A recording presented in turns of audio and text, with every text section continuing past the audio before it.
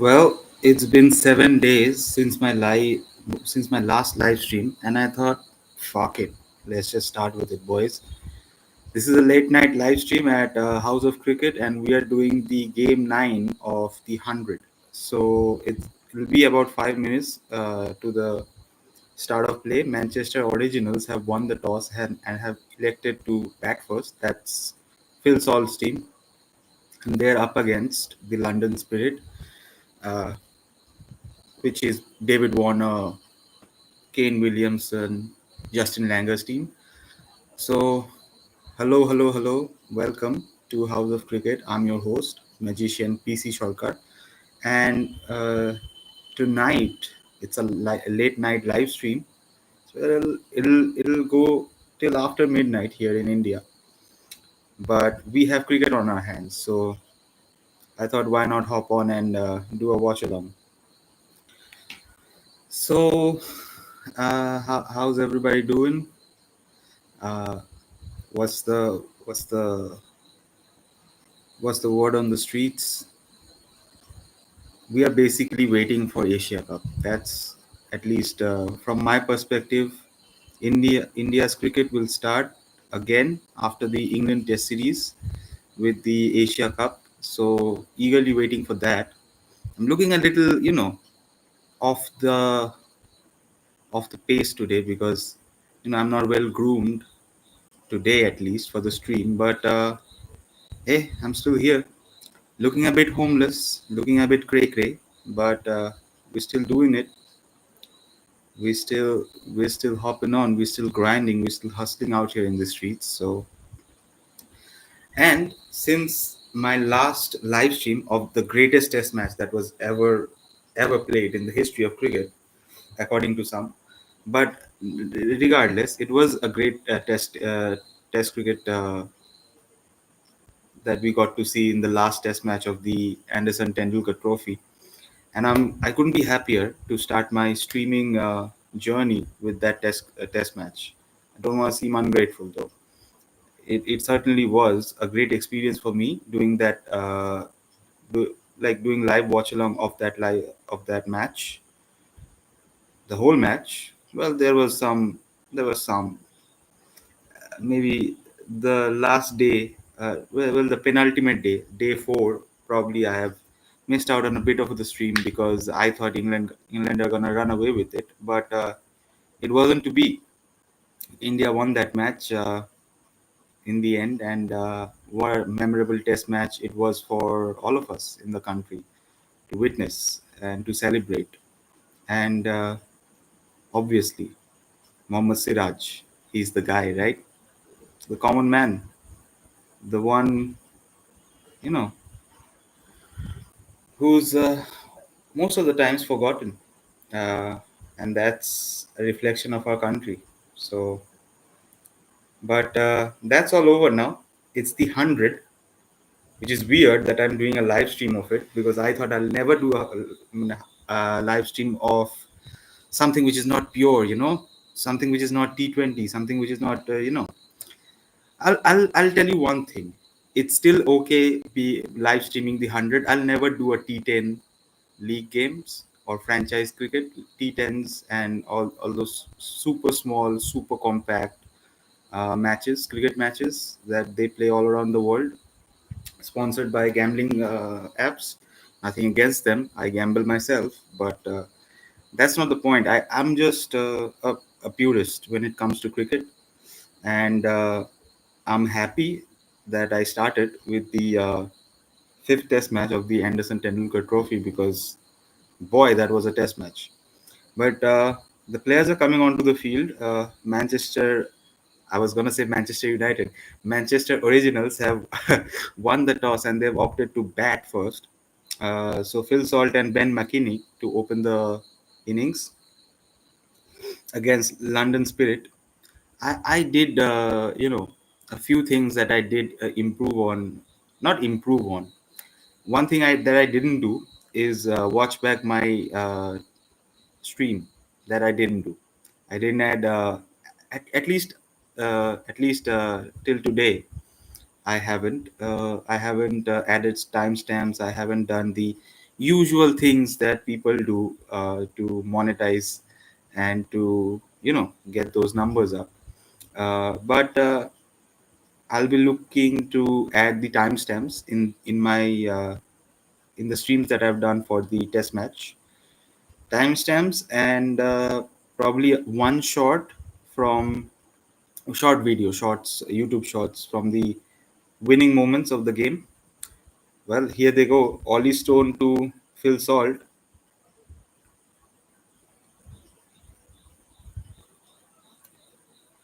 We are up and away. So the 100, if people don't know, every over will be 5 balls basically, and some bowlers can bowl 10 balls on the trot, as far as I am concerned, as far as I know. And 2 runs of the first ball from Phil Salt.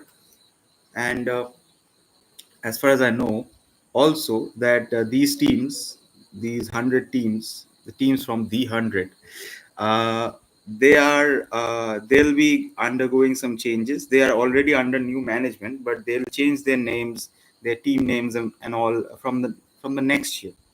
So this year at least, they'll hold on to their original names. Uh,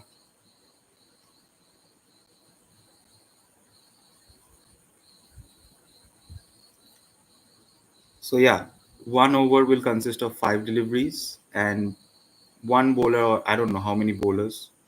I'm pretty sure one bowler can bowl 2 overs, or well, like 2 overs on the trot. If they're like a Rashid Khan or Noor Ahmed, you can use them like that. Or if a bowler is on fire, you can opt for. This time, Phil Salt slashes it to third man region for a boundary. He's getting things underway for Manchester Originals. I'm gonna have to poke myself every time I say Manchester, because the next thing that comes out is my team, Manchester United. So every time that I have to call this team, I have to be cautious that I say the right name. So 3 balls, 6 runs will stay the same. 4 balls, 6 runs. Ollie Stone's been good in his first over. Is this the first game he's playing? I'm pretty sure this is the first game he's playing in this league tournament, whatever you want to call it. Festival of cricket is what I heard the commentators say a few days back. But 7 days gap, 10 days from my first live stream, and 7 days. So basically a week since the last time I streamed. So if you're joining us, like, obviously, please, please, please send him some chats down in the live chat, and obviously subscribe. It's free. Uh, Not gonna ask for money here, so please subscribe. Yeah. So last ball of the Ollie Stone over coming up. Uh, Still Phil Salt on strike. This time cuts it. Ariel goes to square third man region for another boundary. The score now 11 runs of the first over, sort of. So 5 balls, 11 runs, all of them coming from Phil Salt's bat. Gee, he's a great player, isn't he? I mean, obviously, he basically gave us great starts here at Kolkata Knight Riders when he was opening with Sunil Narayan. His opening batter partner, Sunil Narayan, and Phil Salt gave us great starts for KKR in that winning season in 2024. And then he went to RCB and was great there as well. This time, wide outside the off stump from Richard Gleeson. Wait, hold on. What's going on? So the over was done, and Salt still on strike. It's given a wide from the umpire, Richard Gleeson. Here, continuing with the second over. So they don't. Whoa. So the non-striker doesn't come to bat in the next over. What's going on here? Hey man, this is my first time. This time though, Salt cuts it for another four down to the deep point region. 16 runs of 6 deliveries here. Manchester Originals. All of the runs coming from Phil Salt's bat. And probably they gave away 2 extras. I'm pretty sure they've given away 2 extras. Yeah. The London Spirit team. This time though, plays it to backward point region. Stopped by the fielder. So the things that I've improved for my streaming career ambition whatever is that I have, look at this guys, look at this, I have uh, basically how do I show it? So yeah, so basically if you don't know cricket you need to know the field placements and where the ball goes and what are they called. So I have that, and just for a visual learning, here's the next ball of the Gleason over onto the pads. Salt takes a single. Now Ben McKinney is on strike for the first time in this tournament. Probably this is first game. So look, guys, like I'm not a cricket. I'm just a fan. But if I'm to do justice to the matches that's going on, I have to say the right places where the balls go and where the fielders stop. So I have done this. This is my visual learning thing that I'll be looking over while I'm streaming. It'll be for the first few streams, for first 100 streams maybe, and then I'll get to know what are the field placements called inevitably. But for now, just visual learning, guys. And this one is for the bowler lens, full length, back of a length, all that. So I'm trying my best to grow this channel here. Goddamn channel, goddamn YouTube channel. But let's see. So last ball of the Gleason over coming up. He's bowling to Richard Gleason's bowling to Ben McKinney, who's yet to get off strike. This time he does. Takes a single of the last ball. It's 18 of 10 deliveries. Manchester Originals.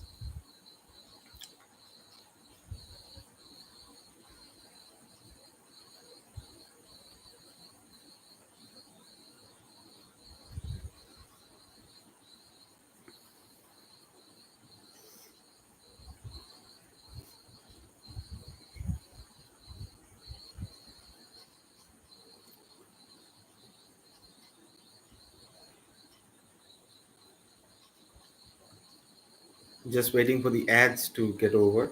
Liam Dawson into the attack for the third over.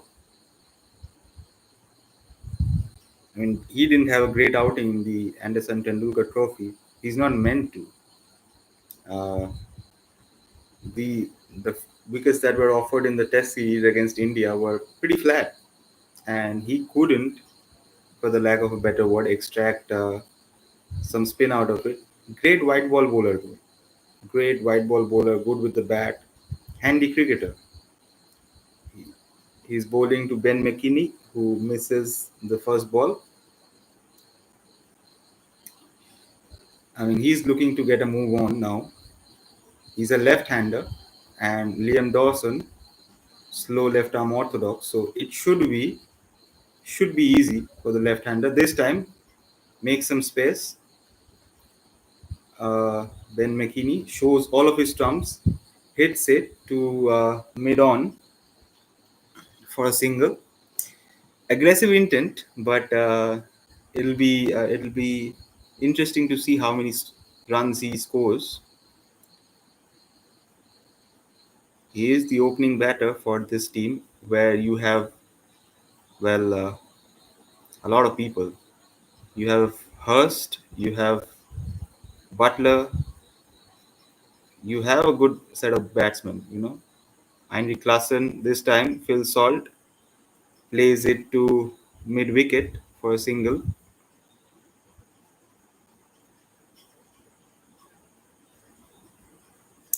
20 of 13 deliveries here. Manchester Originals, still no wickets lost.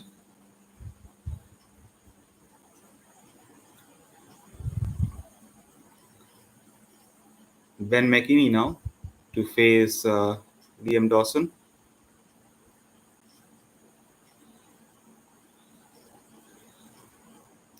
This time, though, short, and he pulls it away for a massive six.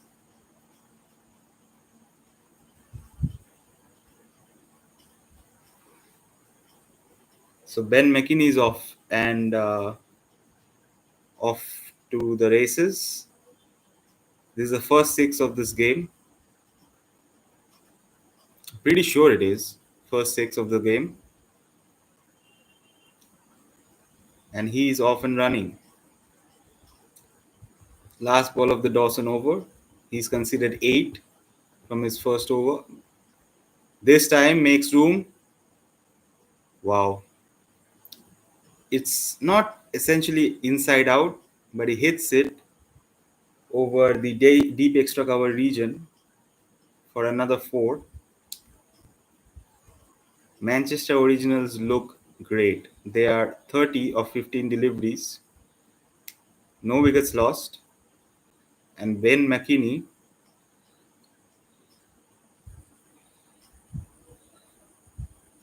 has taken Liam Dawson to the cleaners in the last 2 deliveries of his over.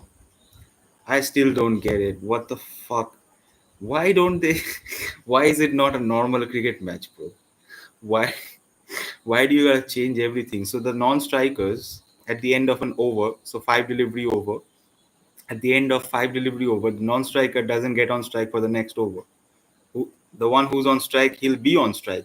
This time though, Liam Gleeson delivers a full toss, or basically Ben McKinney converts it into a full toss, shimmies down the wicket for a 6 straight down the ground. Ben McKinney, 18 of 7, he's looking good. Is the second 6 of his innings. Gee, that was a bad delivery though.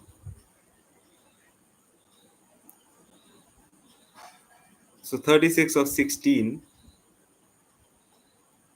Ben McKinney this time takes the inside edge, goes to the backward short leg region, but there was a fielder there. Still wasn't a great delivery from Gleeson. It was bordering on wide Yorker, wide full toss sort of a delivery. 17 balls, 36 runs here for Manchester Originals.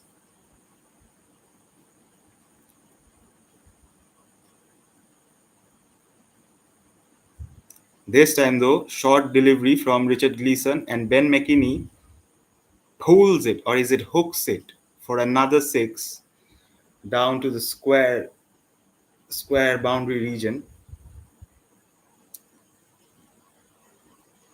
Yeah, this is Ben McKinney now turning the tide for Manchester Originals. It was Phil Salt to start the proceedings here at the Emirates Old Trafford. And now Ben McKinney hooks Richard Gleeson for another 6. Richard Gleeson has gone for 2 sixes in his second over. Yeah, he needs to make a comeback here. Ben McKinney, though, he's looking good. 24 of 9 deliveries. His partner, Phil Salt, the captain, is on 15 of 9 deliveries. This time, his footwork's improved. He's come down the pitch, turns it into a half volley, and whips it to, well, is it deep backward square leg region? Yeah, for another 4. Well, let's say deep square leg. Deep square leg region. Deep square or deep? Well, it'll be point for him, right? The point. Yeah. Anyway, he's on 28 of 11. Ben McKinney, 29 of 11 now. So 20 balls done. And Ben McKinney has gotten Manchester Originals off to a flyer here.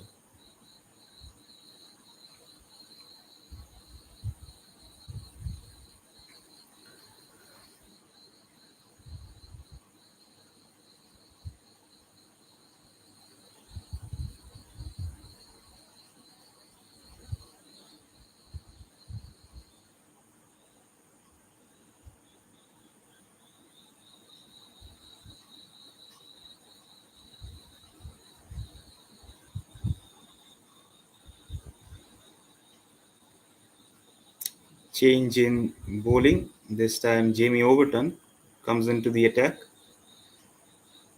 For London Spirit, I mean, they are not London Spirit though. Lost their first match against Oval Invincibles. This time Jamie Overton though takes the wicket of Ben McKinney of his first delivery of his over, of the first delivery of his over. Caught at deep square leg.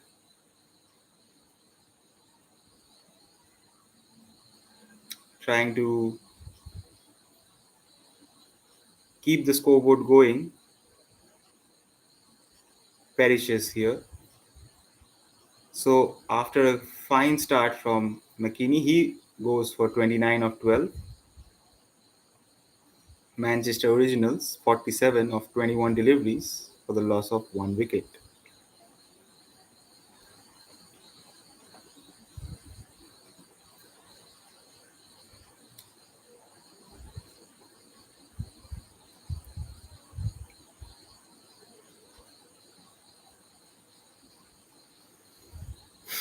It feels good, you know. It feels good to be back streaming. And this time, with the loss of Ben McKinney's wicket, Josh Butler comes to the crease.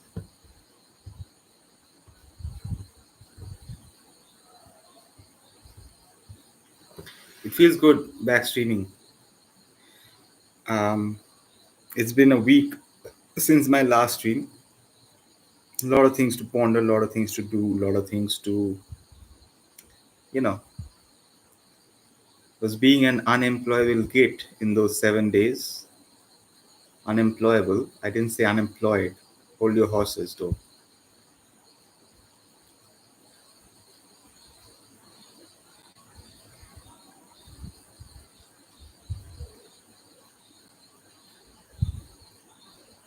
It was wide, it was short, outside the off stump.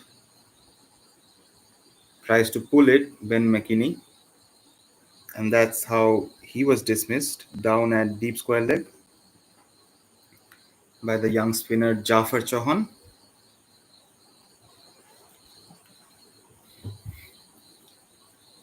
Butler takes a single.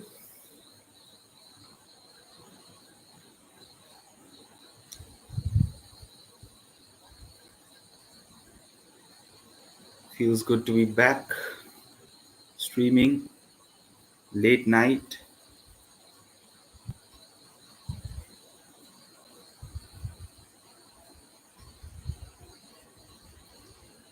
This time sliding down leg. Jamie Overton. Oh, not given a wide. Probably caught Phil Salt. Maybe there was a pad there.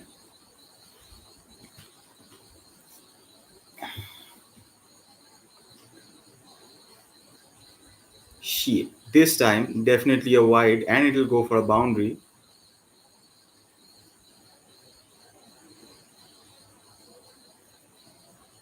Jamie Overton, though, he's like I said in my streams, my test match streams, he's a bang the wicket, bang the pitch sort of bowler.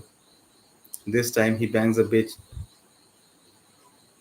I was gonna say something really awkward there. Bangs the pitch a little too hard and flows for a boundary behind the keeper. This time though, Phil Salt, great shot for.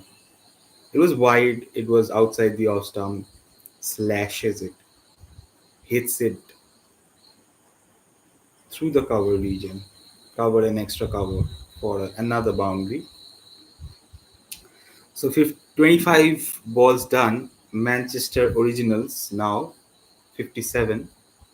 Salt on 19.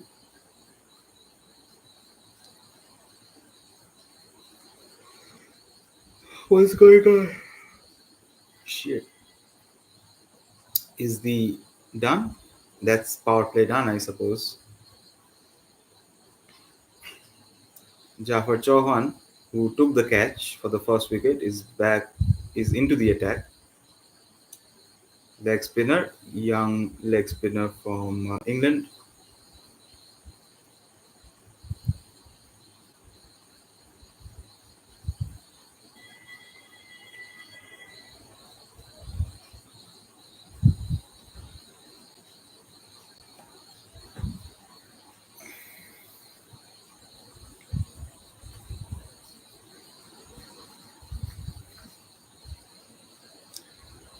Hits it to the deep mid wicket. Phil Salt, he moves on to 20 or 13 for a single. With that single, Jafar Chauhan will be bowling to Butler now.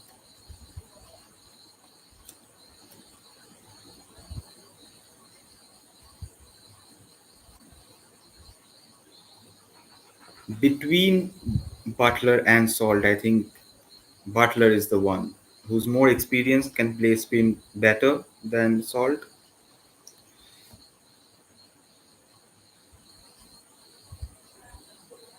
That doesn't mean Phil Salt can't hit spinners. That's not wrong, as he did this time for another six. But this is the first six of his innings, at least. Phil Salt moves on to 26 of 14, hits it to the deep mid wicket, and it's gone a long way, even with the fielder placed there on the boundary.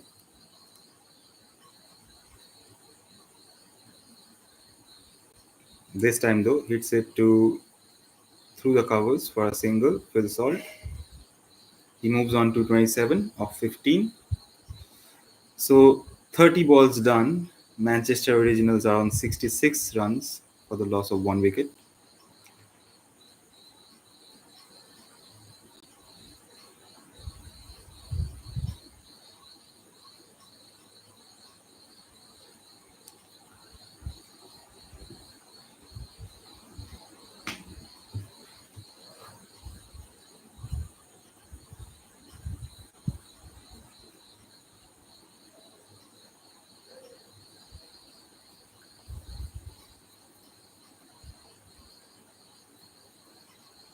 Okay, so Jafar Chauhan to continue. Oh no, Liam Dawson to continue.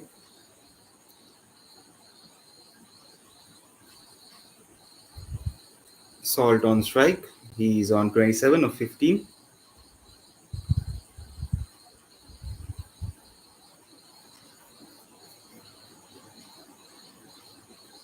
Hits it to wide mid on for a single. Does Phil Salt. Now Butler will be on strike, facing Liam Dawson.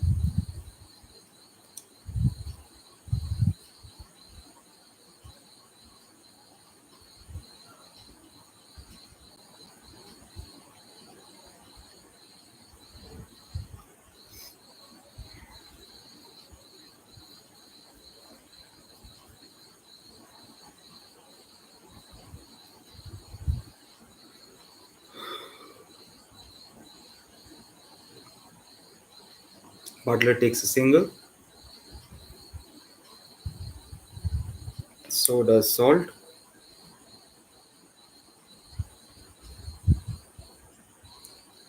So the first three deliveries of the Dawson over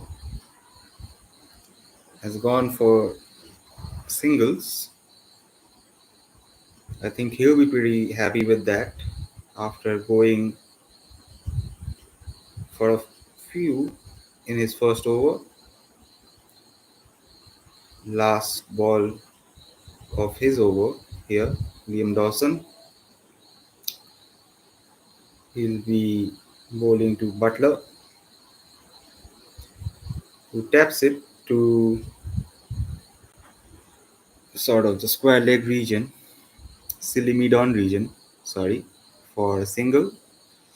The score now 70 of 35 balls, Manchester Originals, for the loss of one wicket.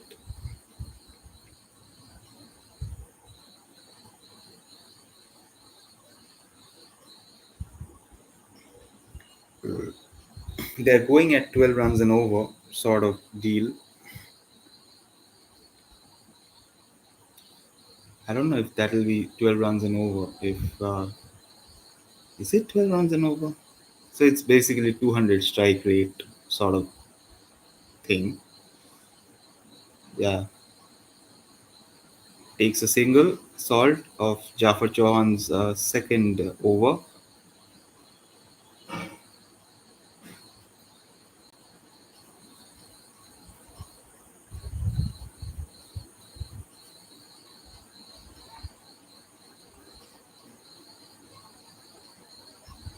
So does Butler. So the first two deliveries of Jafar Chauhan's second over basically has gone for singles. He's bowling pretty well. He's not been hit that much, I don't think, Jafar Chauhan, except that 1-6 of Phil Salt.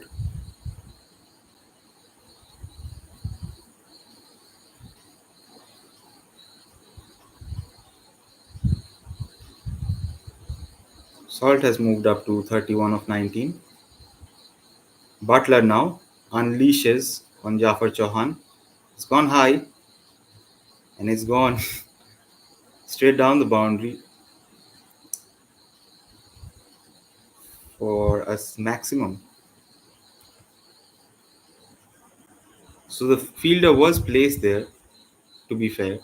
Jafar Chauhan did uh, encourage Butler to hit it there, and he obliged for a six down to long on. This time, though, takes a single.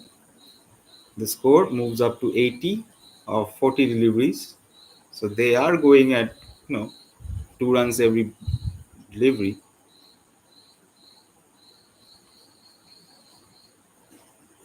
The drinks are on the field now.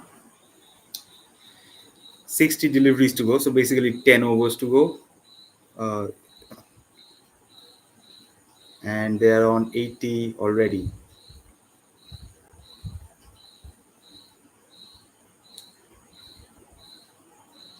Essentially, it's a 17 over game, the 100, more or less.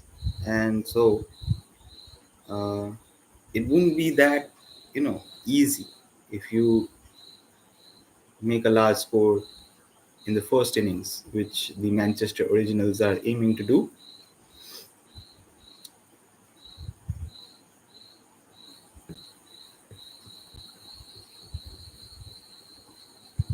Phil Salt is more comfortable with defending a total, at least in this match, because he has some good bowlers. I think there's the returning Josh Tang, who will be playing today,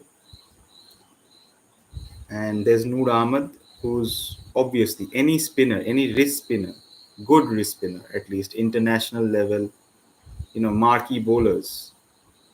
They'll always get some wickets in these sorts of. Wait, what? Why? What?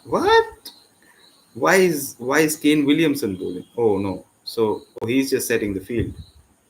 I was worried there for a while. I thought Kane Williamson with the ball in hand. I thought he was gonna, roll his arm over. Why is Luke Wood still talking to Kumar Sangakkara? Why? Isn't he supposed to bowl? I think he'll be bowling in the last however many overs, but he's in the team and his side is bowling and he is a bowler. So why is he, up there talking to the commentators? I don't know. Let him go, man. Let him go. So Ollie Stone with his second over, he'll be bowling to Josh Butler, who hits it. Man, should I call it inside out through the cover region for another four? I don't think it's inside out though. I think it's just a great shot. I think played aerially over the cover region. It was pretty much outside the off stump, pretty much full length delivery, and all Josh Butler had to do was hit it over the covers. So he moves on to 16, I believe. Yeah, 16 of 11.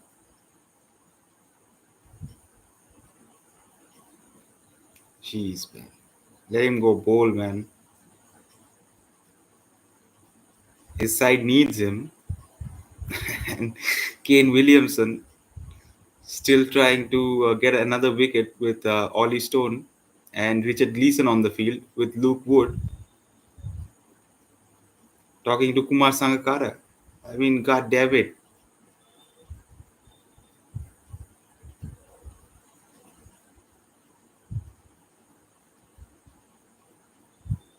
And this is part of modern cricket or modern sport right now. I think this is way too much. Stop yapping to players who are on the field trying to win something for their team. This has come to football as well. They'll in the Premier League there will be halftime, not halftime. I think if a player gets subbed out, he'll be this this time though. Ollie Stone outside the off stump. Phil Salt tried to hit it down to the mid on region, long on region. Tried to hit a six down there and couldn't do it. Couldn't go past Jamie Overton, who was right there, sort of in the wideish long on region. Slapped that ball, but couldn't get the elevation or the power needed to clear the clear the field. So Phil Salt perishes. He goes for 31 of 20 deliveries. Yeah, Ollie Stone gets a wicket.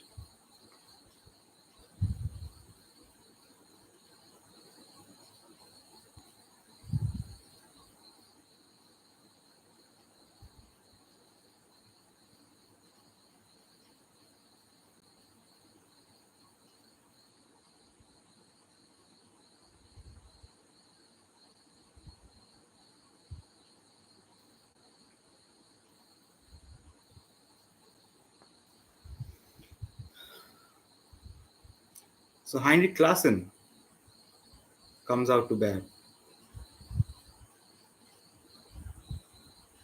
with less than 10 overs to go.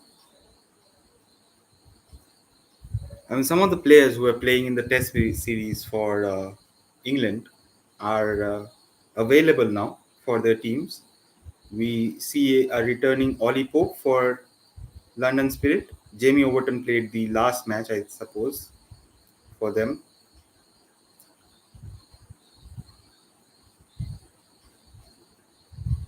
Jamie Smith and Overton played their last matches. This time, Ollie Pope comes into the team, who was the stand-in captain for the last Test match of that series that we are talking about.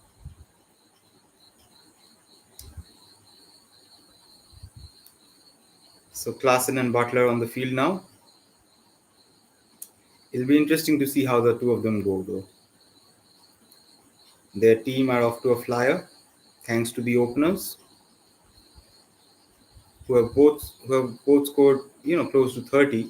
So it'll be up to Butler and Klaassen now to take the score forward for their team. Overton to Klaassen.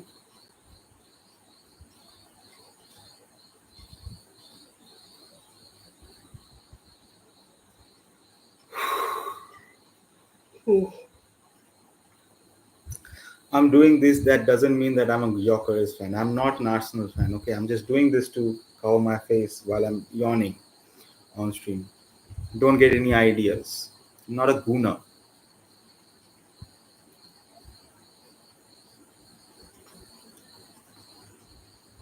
Klaassen hits it to the, well, deep fine leg region for a single, another single. 48 overs done, 48 deliveries done. Uh, Two deliveries to go for the Overton over.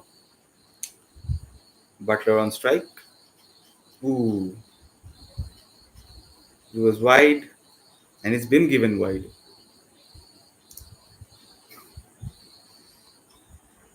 Yeah, it was wide. It was flirting with the the line, and the umpire was pretty quick to give it a wide. He's trying to tempt Josh Butler into playing a shot wide outside the off stump, probably searching for a nick or two. Jamie Overton there.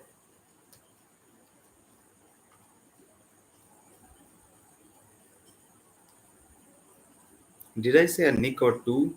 I think there'll be only one nick if Butler would have hit it. That wide delivery from Overton. But it won to be his last delivery coming up of his second over.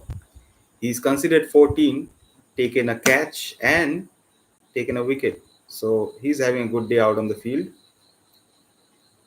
He's Jamie Overton.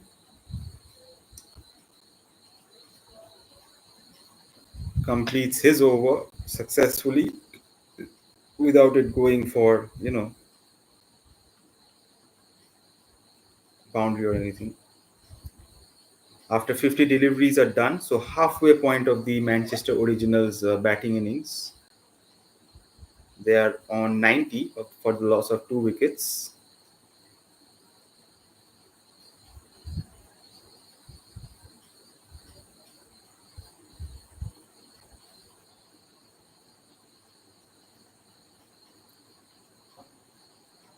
Dawson to continue. This will be his third over, or what should be an over. So, third over, he's conceded 16 of his 10 deliveries. He'll be bowling to Josh Butler now.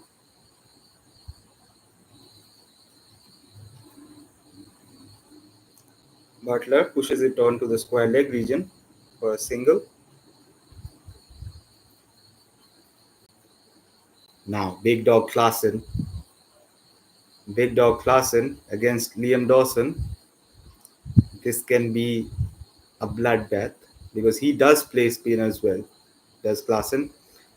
Although, no matter how I wax lyrical about Heinrich Klaassen, I don't like the fact that he retired from international cricket essentially to focus on his franchise teams.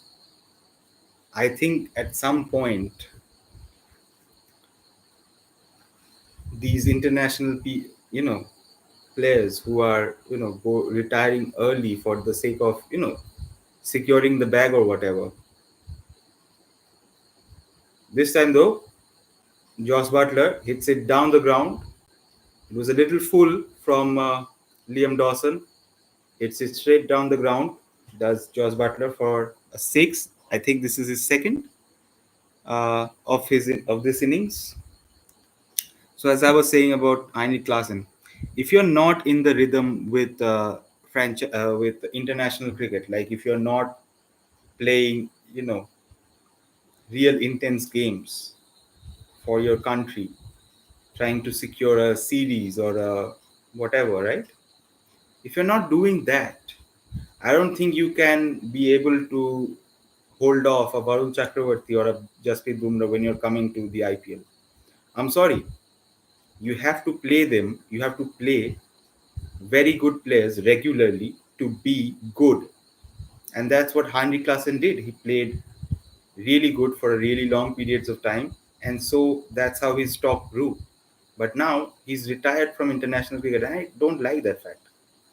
I mean, again, all the more power to you for securing the bag and all that stuff. You know your body well, you know your schedules well, you know your problems well.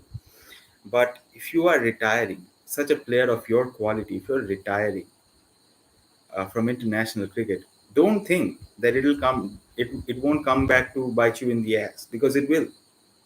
If you're not playing well, good bowlers on the regular, then when the time comes in an IPL or whatever, which is the best league, which is the best T20 league at least, you will fall short. So obviously, I want the best for him here, because he's in my fantasy 11. But just a little whatever reminder or whatever. Who cares? Who's listening to a bald idiot on the internet? This time though, on the pads, Ollie Stone helps Klassen away for his first boundary. Pretty much a gimme ball, full length, probably Yorker length, down the leg. All Heinrich Klaassen had to do was get his bat in the way, and he glances it to the long leg region for a boundary, his first boundary of this innings. He moves on to 7 of 6. Yeah, fuck me dead, dude. This time though, Ollie Stone bowled a pretty much bouncer. Heinrich Klaassen tried to hook it, went as far as the backward square leg region near the infield. His heart should have been in his mouth, because the fielder was nearby but couldn't get to it. So, last two deliveries of the Ollie Stone's third over, pretty much,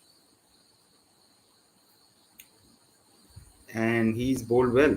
He's gotten a wicket, which is important, obviously, and would have gotten a wicket there as well. Oh shit! So, last ball of his over, Butler hits it for a single. The Originals now 105 of 60 deliveries for the loss of 2 wickets.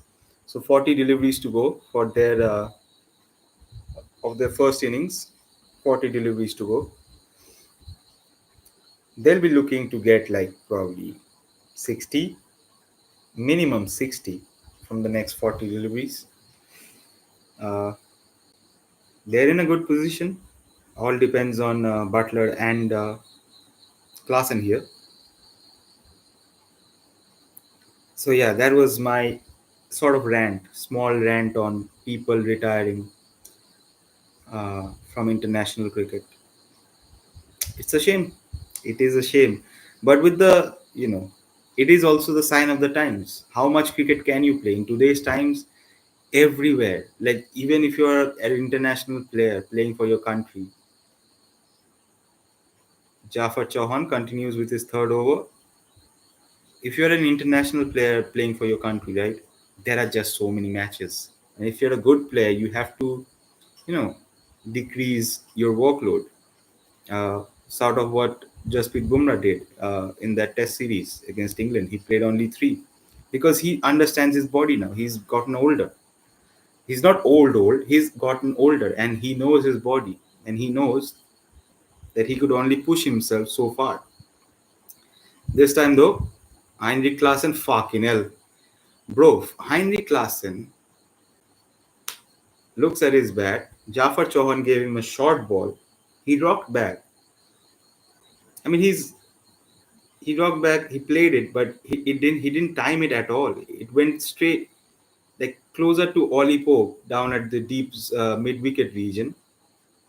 But again, Heinrich Klaassen is lucky there to well, not find himself right now in the pavilion, because there was a mistimed shot. Pretty much. That shot is his bread and butter. Rocking back and hitting it, you know, over deep mid wicket. But not to be this time.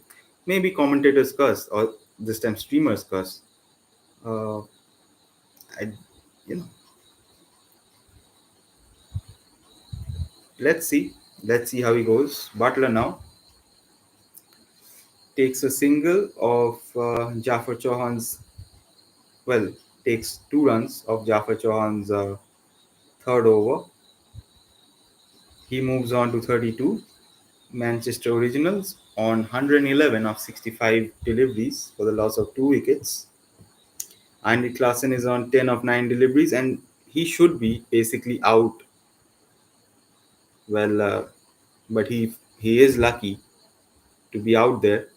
Changes his bat for change of fortune, maybe. Scuffed it. Literally scuffed that shot. Could have gotten out easily, but not to be. I'm not waiting for his downfall. I'm just saying, once you're out of international cricket, it's hard. You're not off the paces right away. You have to have that, athletes do tend to get into the momentum of things, It's not all well and good saying that you are Andy Klassen and you've done all these things. If you are not playing international cricket, I don't know why I'm becoming Trump right now. This time, though, Butler plays it down to the third man region for a boundary of Overton's third over.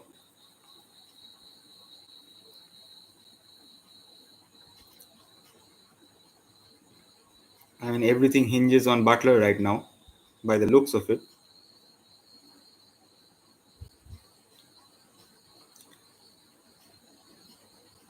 Anyway, don't want to go too much on about Heinrich Klaassen and why he shouldn't have retired from international cricket, but that's how it is. He did it. Nicholas Puran did it. It's just a sad sight to see. I mean, I get it. The amount of money that India can provide to their players, they don't have to go out and play sort of T20 franchise leagues around the world. But these players, sort of from other countries that are not financially at that place like India is, I think their players, for the sake of securing the bag, are forgetting the vision, uh, vision, as Aksar Patel would say. The vision is the vision should be at least, yeah, secure the bag or whatever. But if you're out of international cricket, you won't be as good in franchise cricket as well. It's all about confidence, guys. It's all about taking the momentum from one series into the other. And players will always tell you things like that.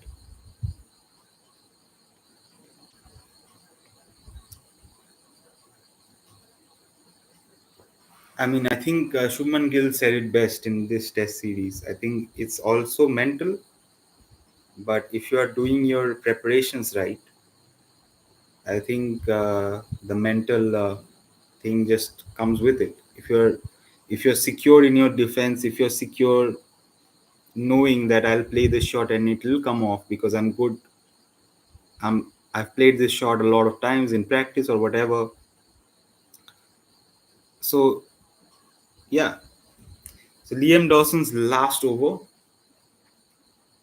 he'll be bowling to Heinrich Klaassen. 70 deliveries done. So 30 deliveries remaining of this Manchester Originals innings. They are on 117. This time though, Heinrich Klaassen hits it for a boundary. It was a shitty ball though. Like Liam Dawson, it was pitched on the off stump, going probably, yeah, pretty much a hit me ball. It was full. He was pitched on off stump. This time pitched wide of off stump, quite nearer to the wide line, in fact. And Heinrich Klaassen slashes it down to the deep cover region for a single. He moves on to 16 of 12. Butler now facing Dawson. He's on 37 of 28.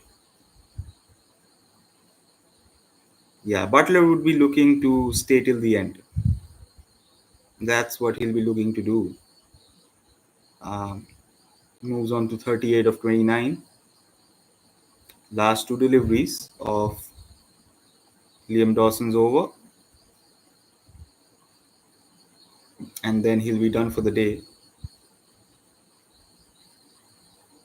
Klaassen makes room, hits it to the deep point region for another single.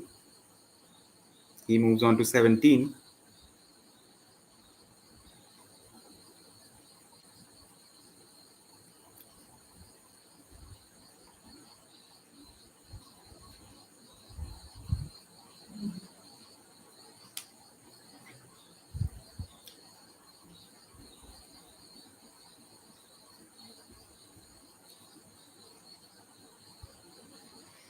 So the single of Liam Dawson's last ball, he's done his quota here. Dawson, 32 of his 20 deliveries. Manchester Originals, 125 of 75 deliveries. Only two wickets lost, that of the openers, Ben McKinney and Phil Salt.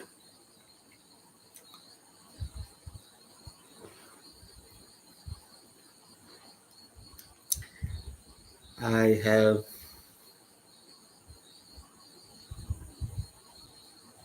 I don't know what I'm looking for. Well, I know what I'm looking for. I'm looking for a, well, this time though, Andy Klaassen isn't holding back. I mean, when is Luke Wood is gonna come into the attack? Well, what the fuck is going on? What's going on, brother? Richard Gleeson is bowling some pretty nasty deliveries, like full tosses and the lot. And Heinrich Klaassen, it was on his pads, hits it to the deep fine leg region for another four, helps himself basically to another four. This time, it was short. Bro, he scuffed it. Takes 2 runs. It went high. It went to the deep fine leg region. The fielder was situated in the short fine leg region or backward short leg sort of. Couldn't get to it in time. Klaassen is trying to get the scoreboard going. He's on 23 of 15. And Richard Gleeson looks in no way, shape, or form able to get a wicket for himself. I mean, no offense to Richard Gleeson. He has been a premier bowler for England. But here, apart from the Yorker in the last ball, he's not been, well, on the money, I suppose.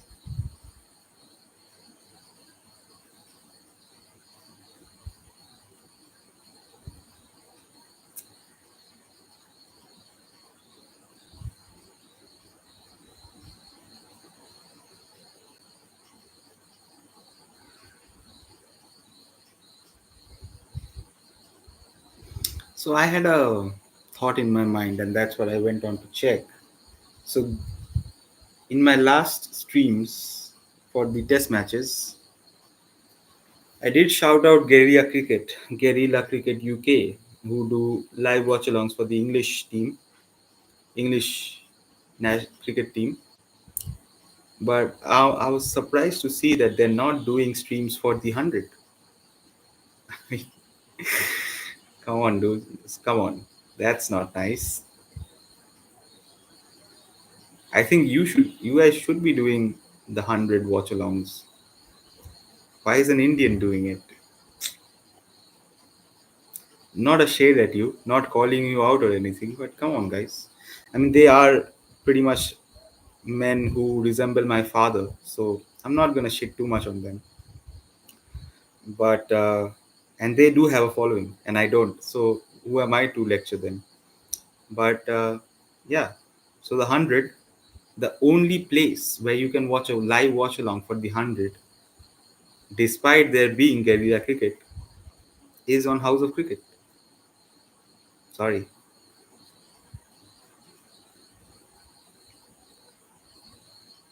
Shots fired. Shots fired. Uh, Butler takes a single of Ollie Stone's first ball. I'm gonna have to check. You know, 20 deliveries remaining, and Luke Wood. I don't think he's. Is he? I don't think he's in the team today. Yeah, I don't think that's gonna happen.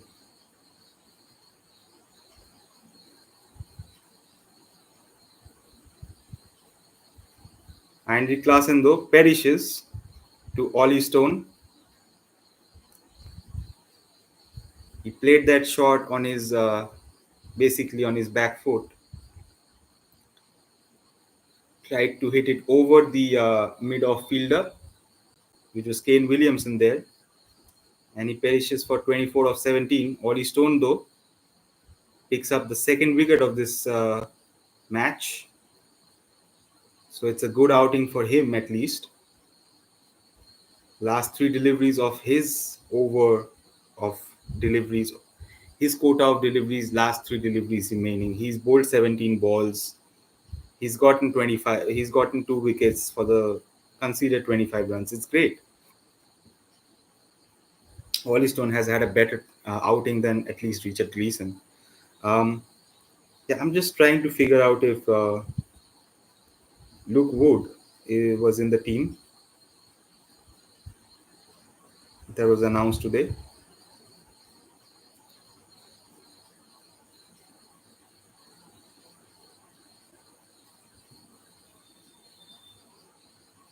He was not in the team that was announced today. I'm sorry. Should have known that. Should have known that. Daniel Worrell and Luke Wood went out for Ollie Stone and Jafar Chauhan for this match.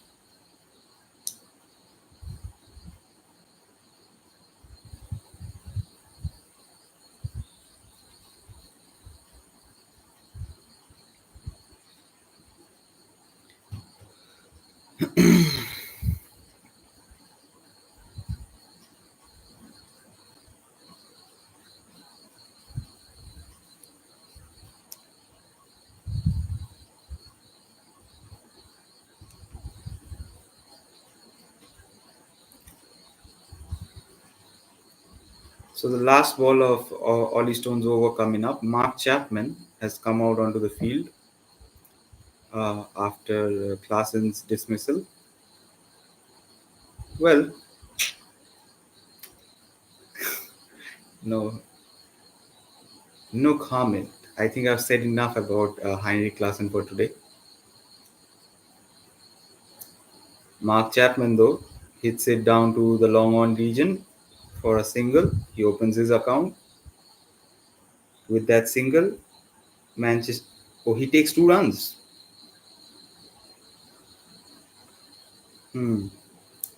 136 of 85 deliveries now. Manchester Originals. They'll be looking to finish strong. 15 deliveries remaining.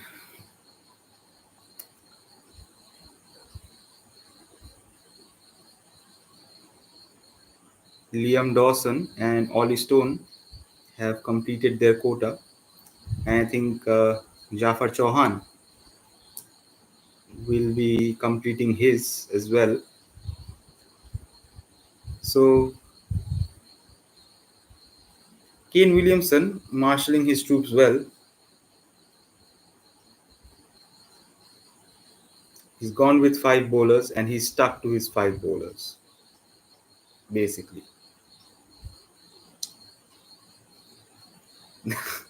Jafar Chauhan takes a wicket. This time, Mark Chapman, trying to get off strike, hits it to the short extra cover region where the captain was situated, Kane Williamson, who takes that catch. And now, Manchester Originals, it all depends on, that one guy. You know him, Josh Butler. It all hinges on him now to finish it off strong for his team. He will have support on the other end from Louis Gregory now.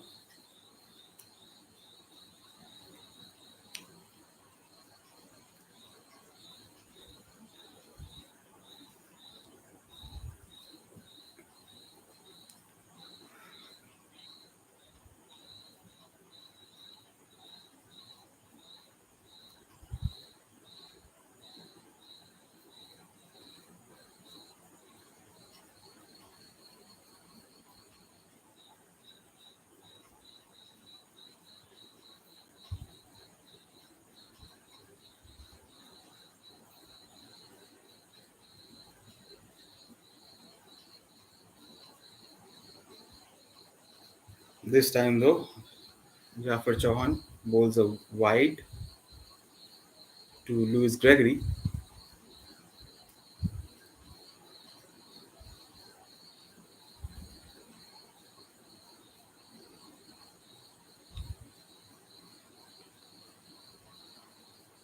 The Mark Chapman dismissal, though, hit the bottom of the bat, basically. Chapman couldn't get the power that he was looking for. It was wide outside his off stump, and couldn't hit it far enough from the fielder there.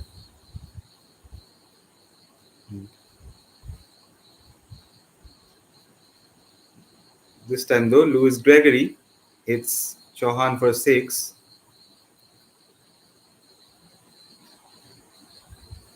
So the big guns are out. Yeah, fucking hell. All rounders to the party now for Manchester Originals. Hits it straight down, wide long on.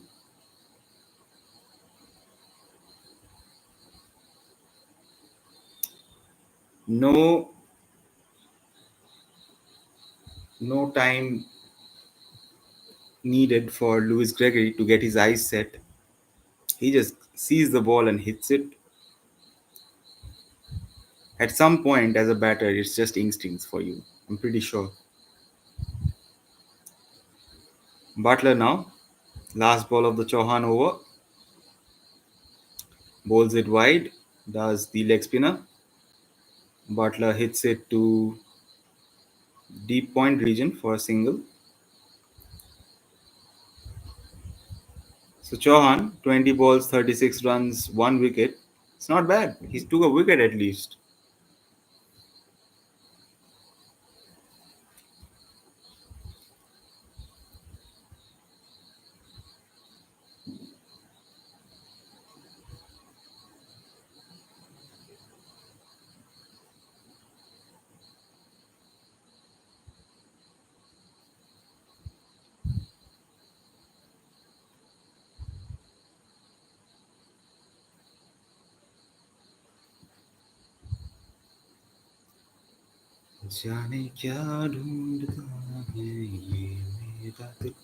Last 10 deliveries remaining for Manchester Originals. Ah, man. Richard Gleeson now to Josh Butler. Hits it straight down the ground, does Butler for another 4. He moves on to 46 of 35. Basically, he has to keep most of the strike for the remaining 9 deliveries, or he's looking to take the strike for the remaining 9 deliveries. I think his partner would say, "Hey, I've hit a six as well, so why not?" This time though, Butler trying to do something innovative, trying to be Gen Z, trying to play a reverse scoop behind the keeper, couldn't do it. Couldn't do it.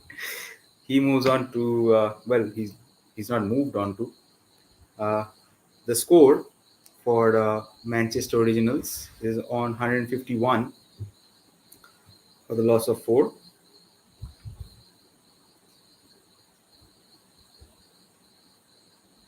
This time though, hits the bottom of the bat straight to Jamie Overton, who was situated in the mid-off region, and that's the end of Josh Butler's innings. He perishes for 46 of 37 deliveries, and Richard Gleason, after an awful, you know, outing, gets the wicket of Josh Butler out of nowhere. Although he will contend that it's not out of nowhere, it's he thought about it, he executed it. So basically, he manifested the wicket of Josh Butler, the most important wicket at this point, at least uh, at this stage of the game.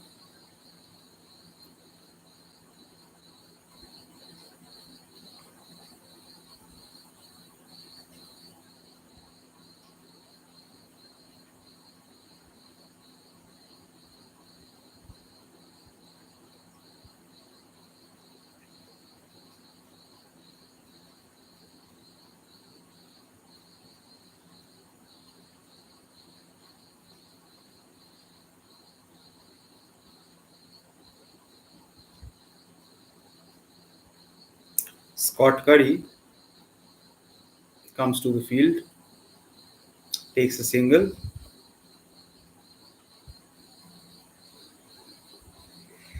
It was short, it was wide. He could have played it anywhere. Tried to play it down the ground, and that's where he'll be the most annoyed that he did that.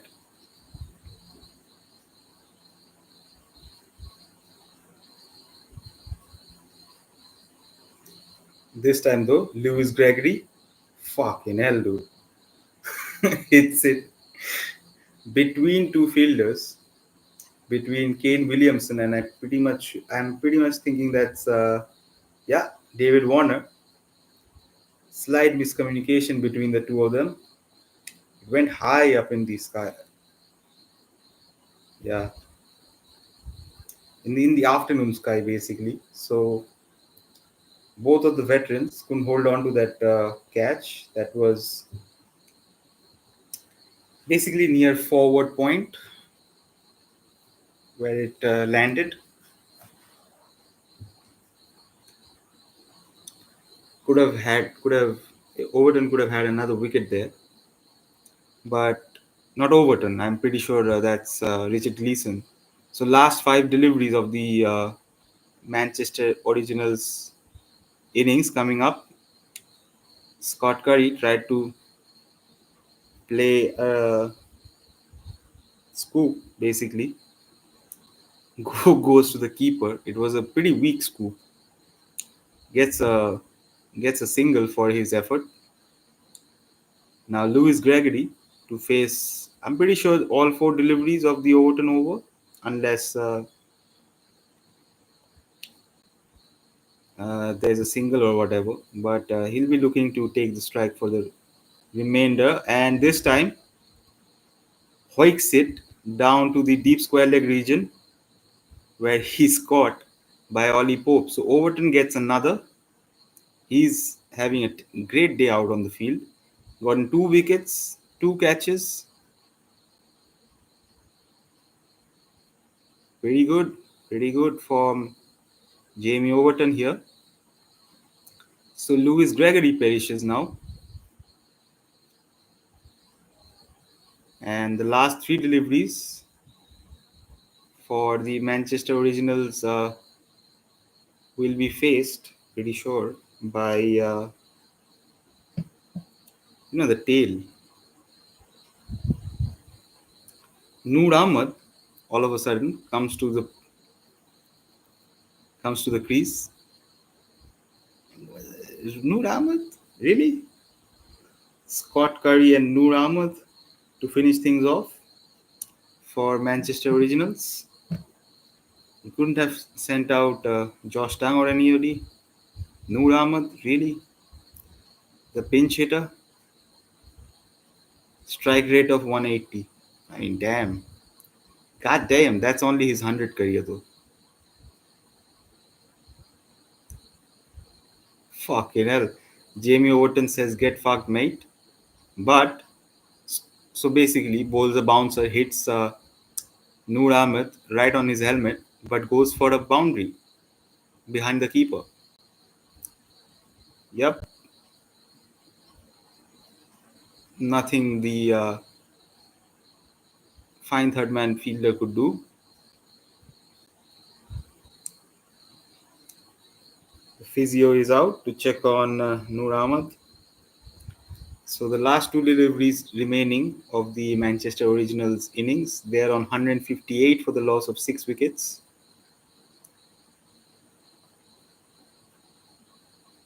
Overton has had a pretty great outing out there. 18 balls, 21 runs, 2 wickets, 2 catches also to add to that.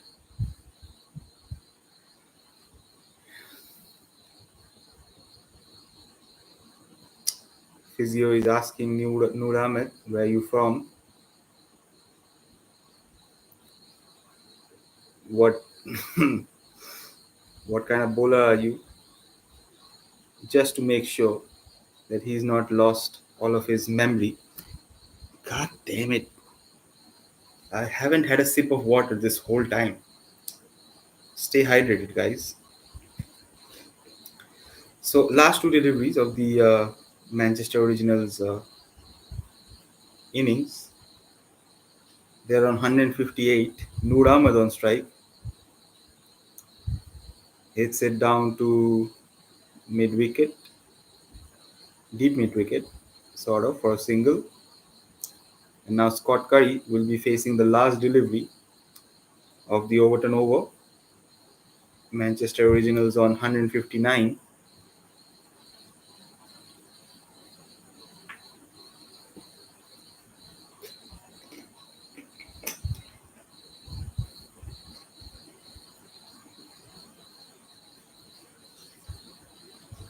Has he hit that?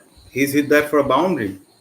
So the last ball of the Overton over goes for a boundary. 100 balls done.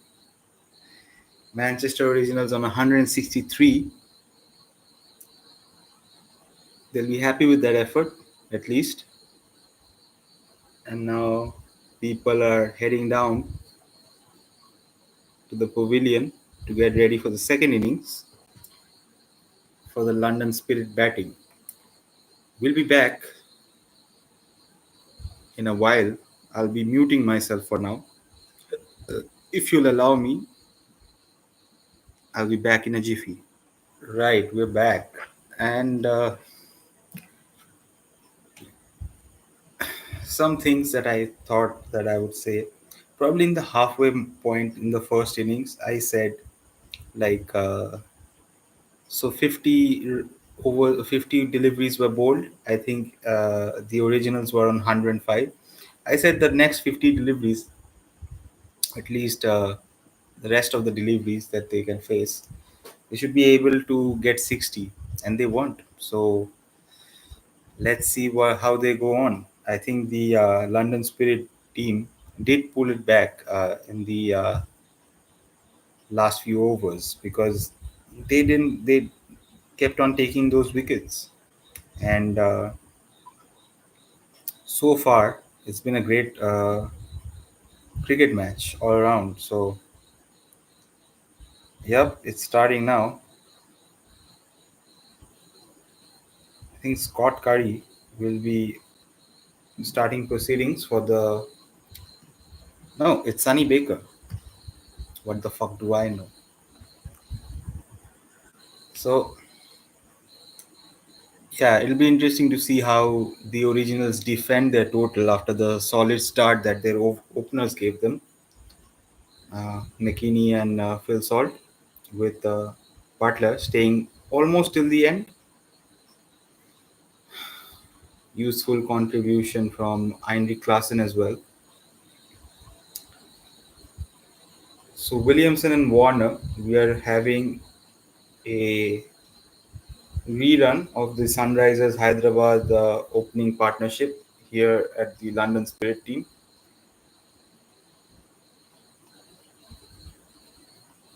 Let me have a sip of water, guys.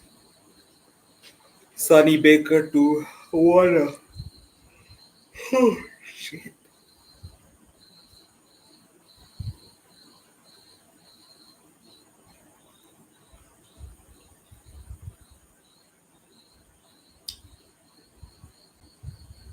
First delivery to Warner, squared him up. Did Sonny Baker right arm over the wicket to the left-hander.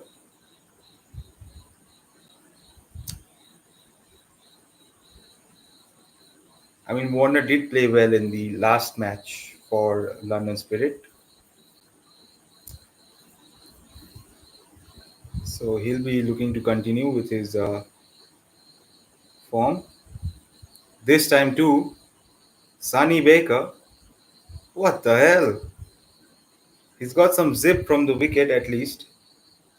His express pace,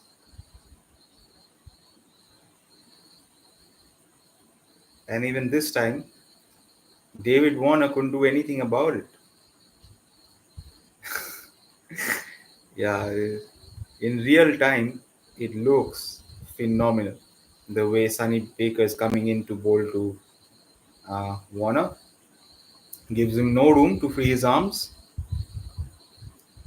This time, though, gives him room. Play and a miss. So, first three deliveries from Sonny Baker. He's on the money.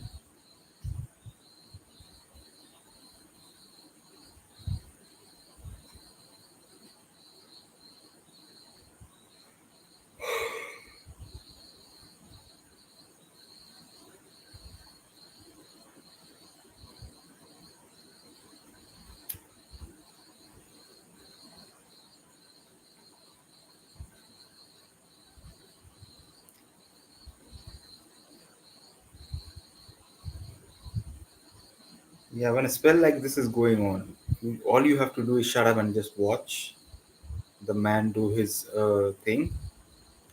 So, the fourth delivery, it was bowled closer to Warner's body, defends it, does Warner.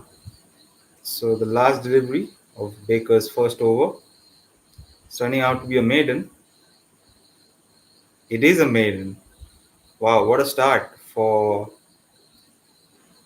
the Manchester Originals.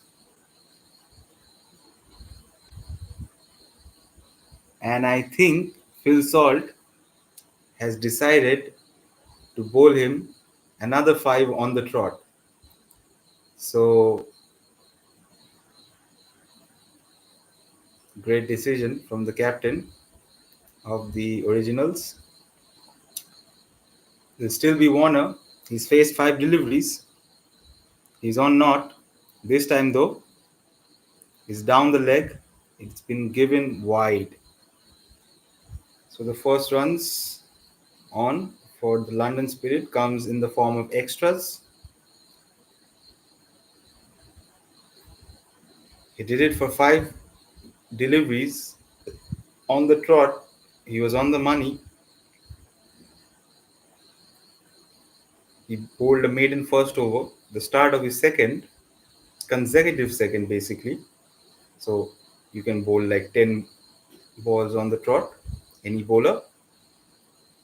It shouldn't have been a wide because it hit Warner's pads. This time though, hits it to the third man region for a single.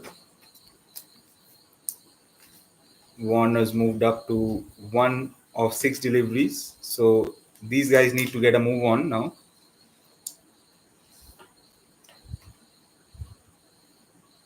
The Spirit, this time Kane Williamson is on the crease. He'll be facing Baker for the first time. So far, he was watching intently from the non-striker end.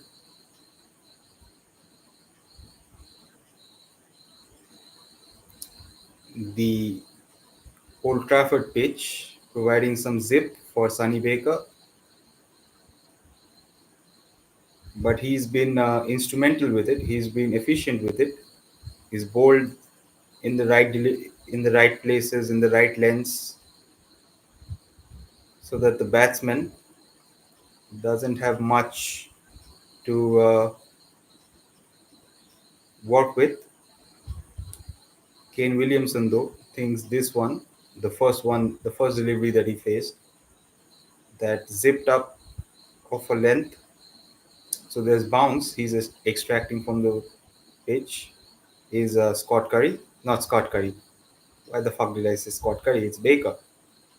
Stuart Baker? What the fuck is his name? I think I should call myself Mr. Goldfish because I have a 5 second, memory. I'll attribute that to my years of smoking the J, is what I'll attribute it to. It's Sonny Baker. It's not Stuart. And it's not Scott. It's Sonny Baker.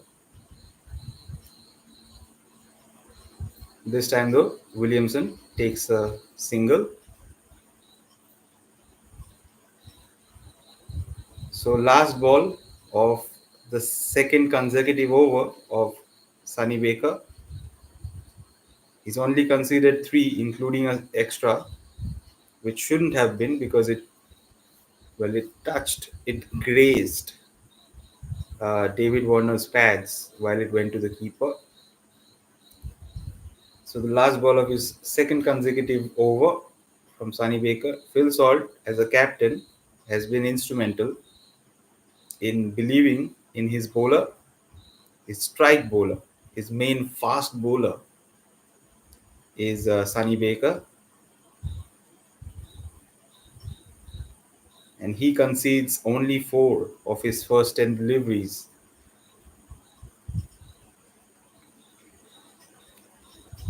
What a player! What a player! As Ravi Shastri would say.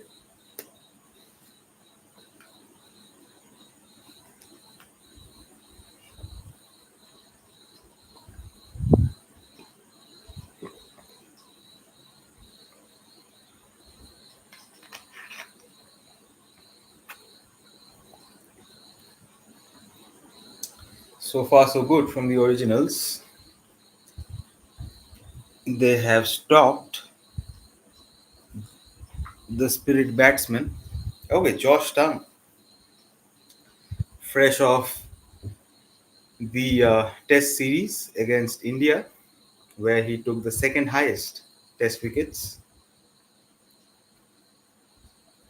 second highest wicket taker of that series. And yeah, Warner needs to get a move on now. He's 2 of 7 deliveries. Not getting any easy deliveries here. The Spirit batsman, especially Warner. Pretty sure these guys are targeting him mostly.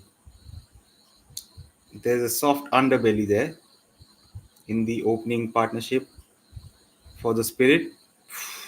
Josh Tongue, though, squared Warner up again.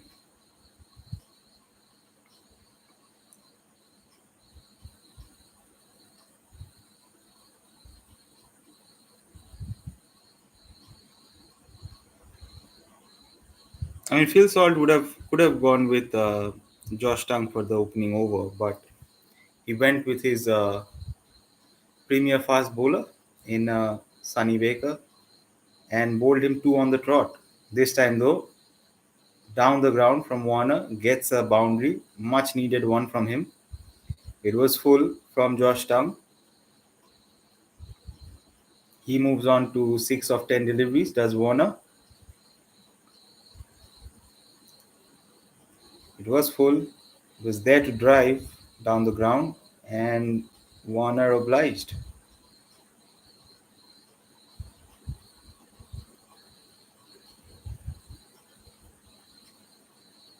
So two deliveries remaining of the Georgetown over. Still Warner. This time hits it to the, what should I say, deep fine leg region. Shows his leg stump, makes some room, hits it down to the square leg region. Uh, Deep backward square leg, fine leg, deep fine leg, in that region basically. I would say deep fine leg. Deep fine leg? Yeah. It's not deep backward square leg. It's deep fine leg. That's where he got the massive, humongous six. Did Warner. He's moved on to 12 of 11. So with that boundary, with those two boundaries, he's getting a move on now. Is Warner. I mean, I'm an old man. What the fuck? After 15 balls, it's 30. It's 14. Sorry. The London Spirit. So I was gonna say, I remember I've become old man. I do realize that. I remember a time when David Warner was one of the most explosive batsmen in the entirety of the world. The small pocket dynamite from Australia, and he could do no wrong. Even in Delhi Daredevils at that point, and then Sunrisers, he was the guy. So, no disrespect, he's been a great captain for the Hyderabad side, IPL side, that is, and he's been a great servant of Australia as well. So, he was a T20 batter. He was an opening batter for like a T20 opening destructive batter, and then he sort of took those skills and took it to the Test arena. This time though, hits it through the mid wicket. Does Warner for another four. He's getting a move on now. He's 16 of 13. Scott Curry here with the fourth over.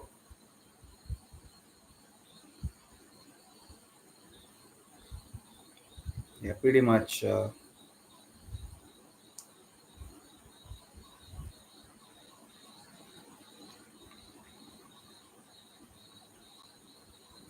So I remember him from that.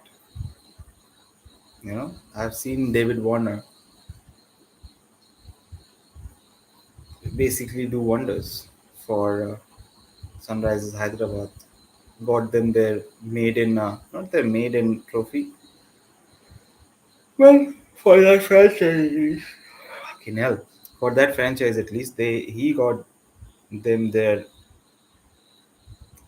after the name change and all. Sunrisers Hyderabad proper got their IPL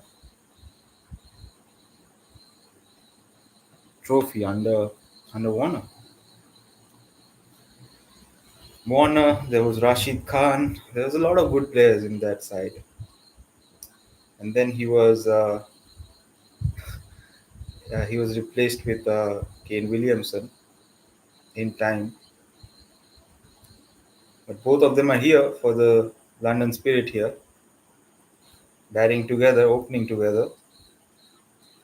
Warner now 16 of 16, 17 of 17 deliveries. They need the London Spirit do need a move on now. They need 145 of 80 deliveries.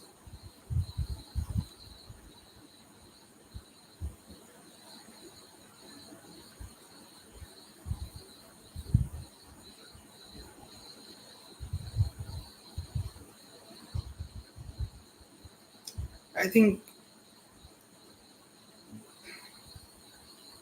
let's keep the match on one hand. After 20 deliveries, London Spirit are on 19 runs, while the Manchester Originals were on 47. So there is that difference, but they did pull it back in the last few overs. Did the Spirit team? They're going at a runner ball. That's all I could say. The London Spirit are going at a runner ball, and you can expect that.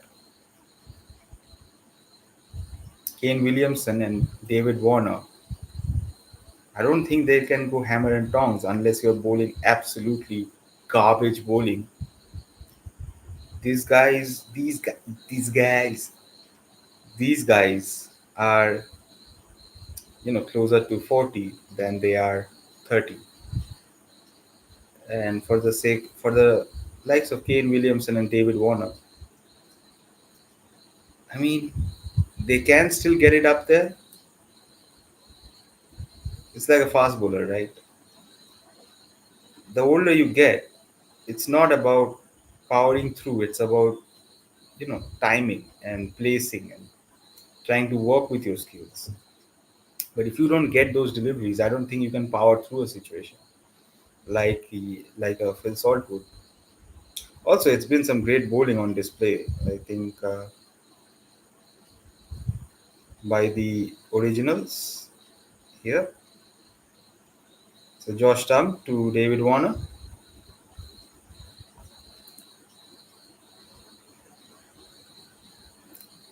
Anyway, I was gonna say that if I'm gonna do the hundreds watch along, the 100 watch along, I think it'll be quite breezy. I think it'll be quite fun because the streams it won't be more than what 2.5 hours, 2 hours 45 minutes, cutting the time in between the innings break and all that. This time though, Kane Williamson tries a reverse scoop, unsuccessful in getting it over the infield. Man, these guys are not dealing with the power play well enough. And if you know, the power play is where you make most of the runs. So if you are, you know, they're not 23 runs, right? Yeah,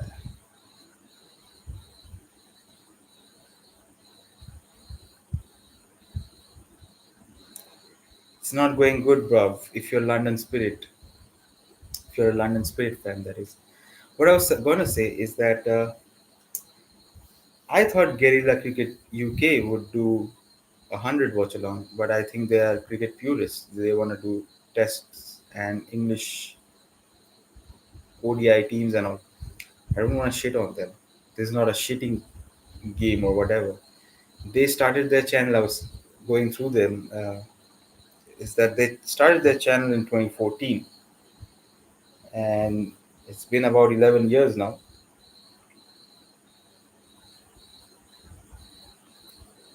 So they absolutely know what they're doing.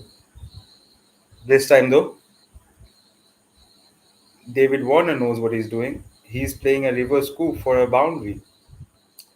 I think this is after the power play restrictions have been taken out over the short fine leg fielder.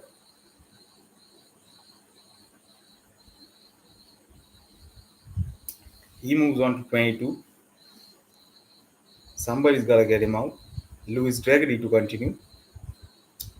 Yeah, yeah, yeah. The pace that Lewis Gregory bowls at, it's nothing to David Warner. It's nothing. Also, it's a nothing delivery. It's down the leg side. All that David Warner has to do is get his bat on it. So it's a nothing delivery and it's a nothing pace that's coming at him. It's like playing amateur level cricket, basically.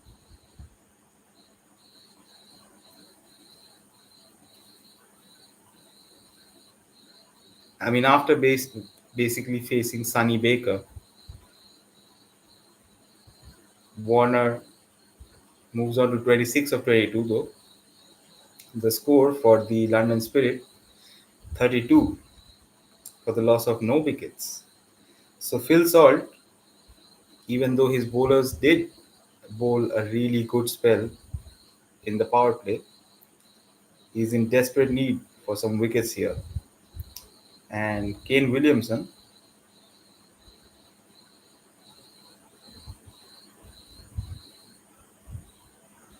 he's trying to get into the act, could only take a single. Score moves on to 33 for the London Spirit.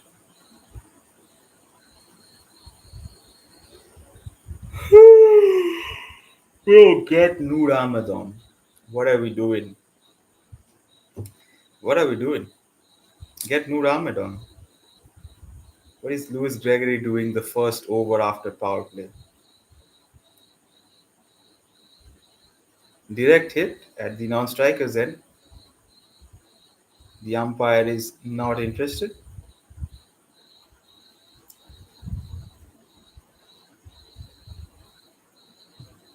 I think Noor Ahmed will be coming on in the next over.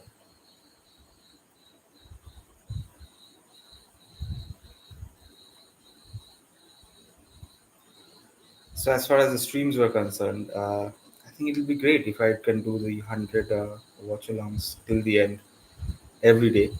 I can't do the double headers, man. Can't be bothered. It's the weekend. I'm allowed to enjoy on the weekends. I know I'm in India where it's very much work, work, work, grind, grind, grind until you die, basically. Um, but I'm gonna take those weekends for myself, man. I'm gonna do weekdays, late night watch-alongs, but in the weekends, I'm gonna have to take some time for myself.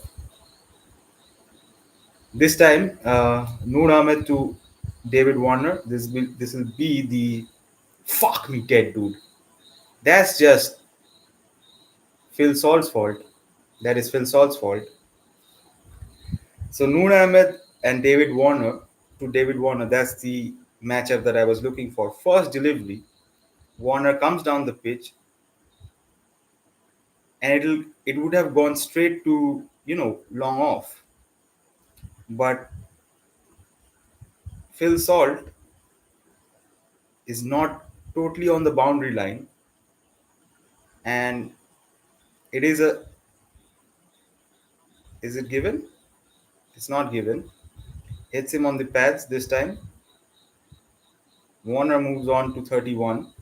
This is exactly what I was, you know.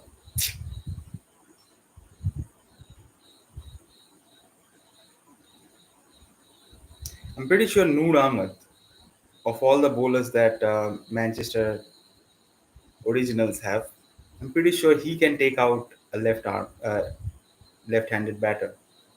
And Warner was about to lose it all in that ball. Instead, he gets a boundary. The score for the London Spirit now 39. This time, Kane Williamson. The ball spins away to deep third man for a boundary.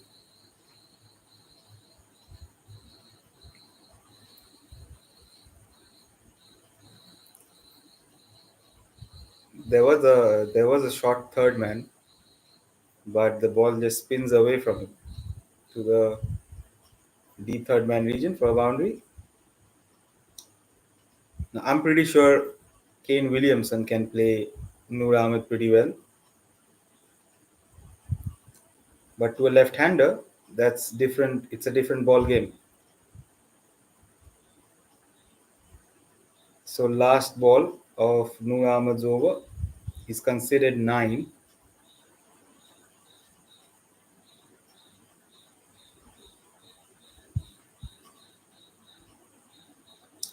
Just get Warner's wicket, man. Shit. Nope. This guy will just play on and keep on playing. Reverse scoop or a reverse sweep. It's not a scoop. Reverse sweep for another boundary down to long leg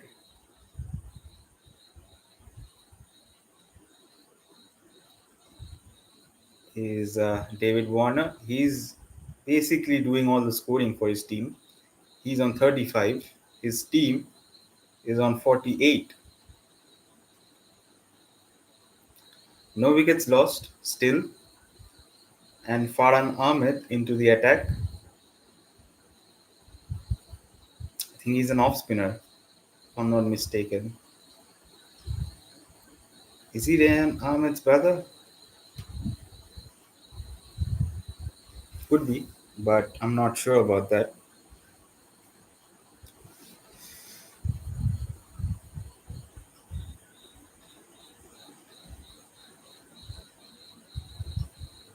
Yeah.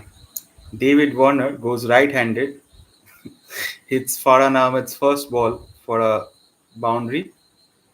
So if he's right handed, it's probably towards the mid wicket.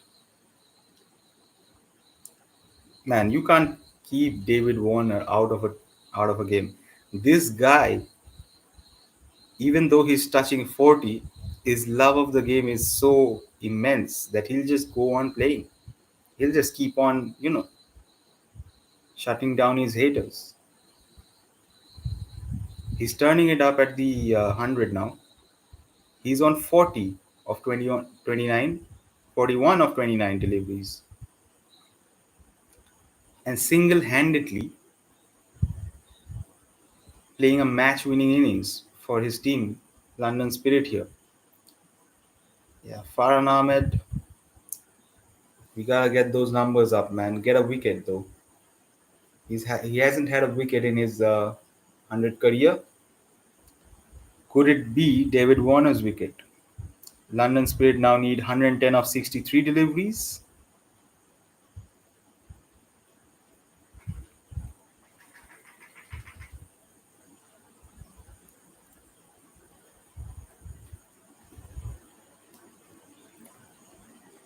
The reason I want David Warner out of there is because he's not in my fantasy 11. That's the only reason. Otherwise, I'm loving it. I'm loving the way he's batting. So he's continued with his run, scoring and momentum and form from the last game. It'll be interesting to see if Kane Williamson can do that now. Inside out, I mean, you can't keep Kane Williamson quiet for a long time. Inside out through the covers for a boundary, he moves on to 13 of 9 deliveries. The important part for London Spirit here is that they have not lost a single wicket, and it's almost the halfway stage. Almost.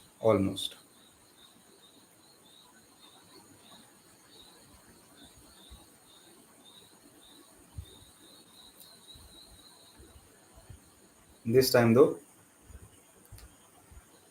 deep extra cover for a single is Williamson. He moves on to 14. London Spirit 60 for the loss of no wickets. So basically 60 for no loss.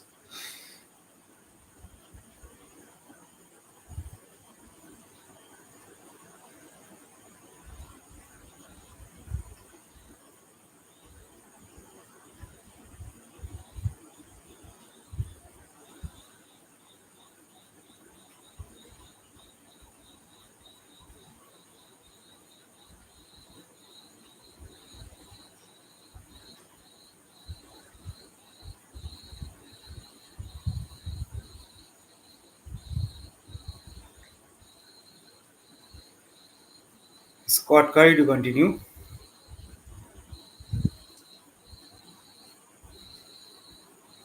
So basically, London Spirit are 60 of 40 deliveries, no wickets lost. At this point, Manchester Originals were still ahead of them by about 20 runs, but they had lost a wicket by then.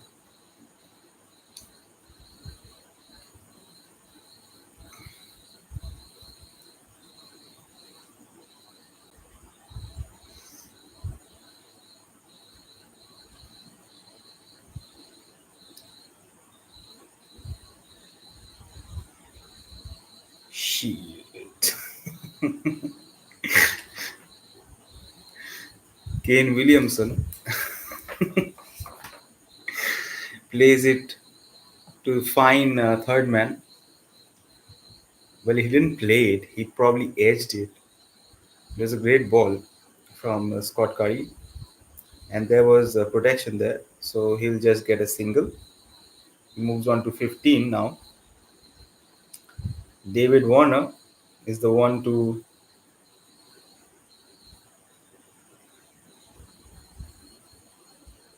dismiss at this point of the game. He is on 42 of 30 deliveries, 31 deliveries.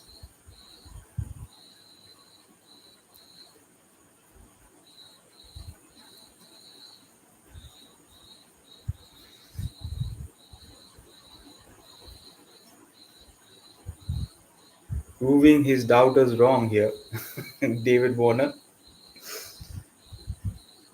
And by doubter, that's me.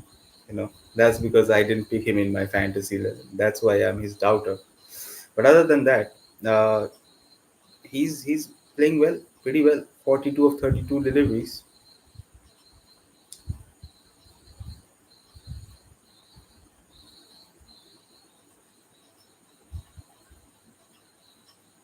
Hits it down the ground for a single.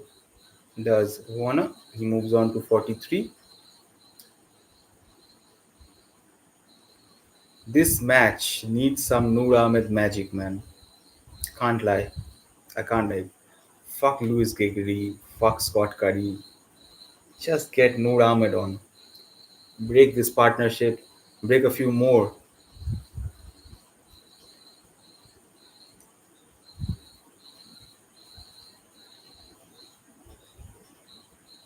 I mean, they're still behind the.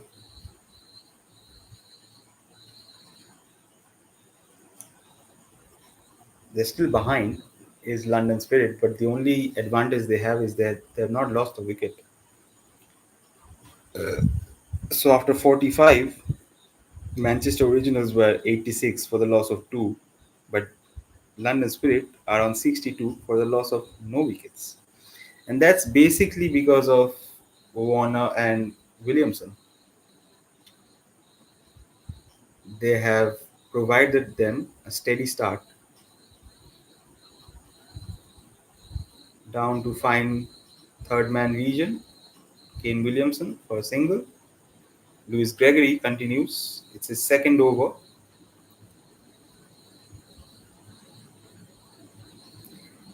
I think 3 overs of Noor Ahmed for the last half of the London Spirit innings is what Phil Salt is looking at.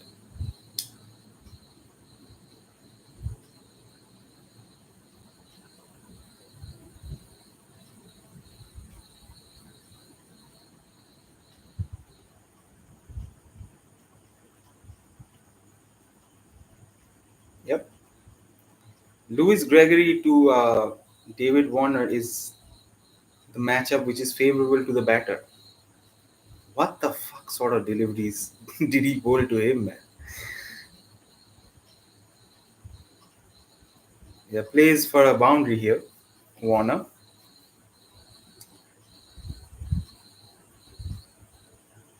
down to deep fine leg.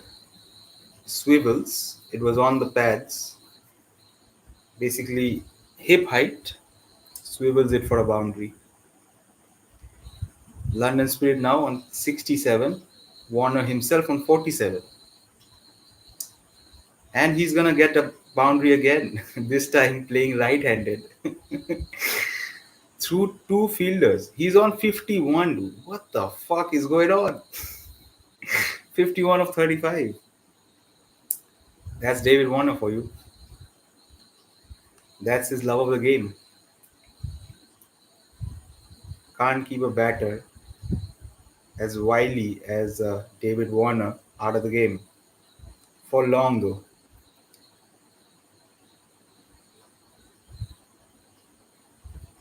Plays it through short fine leg and deep backward square leg. Not deep backward square leg, backward square leg and fine leg basically. Short fine leg. Right-handed David Warner.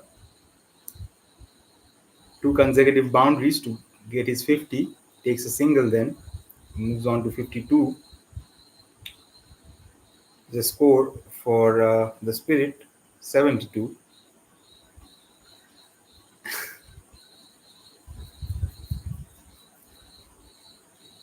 I don't know why he feels salt when Warner is on the crease. Is continuing with Noor Ahmed. If this guy stays on for too long, he'll take the game away from you, man. That's what I say. So, you know, it's high time that you get David Warner out. Not because he's not in my fantasy 11 and all that. Not because of that. Not because that I'll lose money or whatever. That's absolutely not. I'm just saying in terms of, cricketing common sense and all that.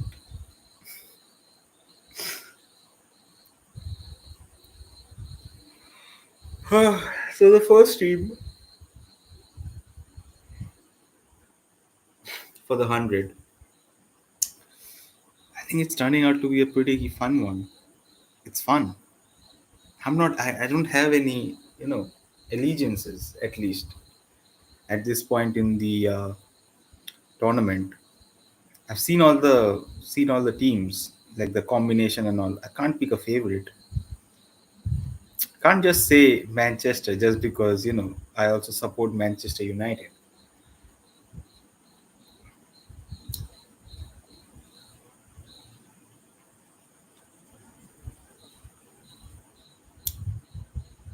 Yeah, Asia Cup will be in September, so definitely we'll do live streams for that. But between that and now, it had to be something. And for me, the 100 just fits the bill. Late night live streams, no one else is doing it. Let me do it.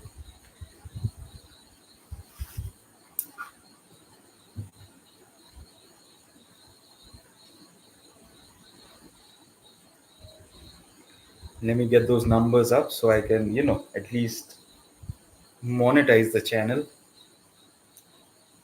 But it's gonna be fun. It's gonna be fun. No ifs, what maybes.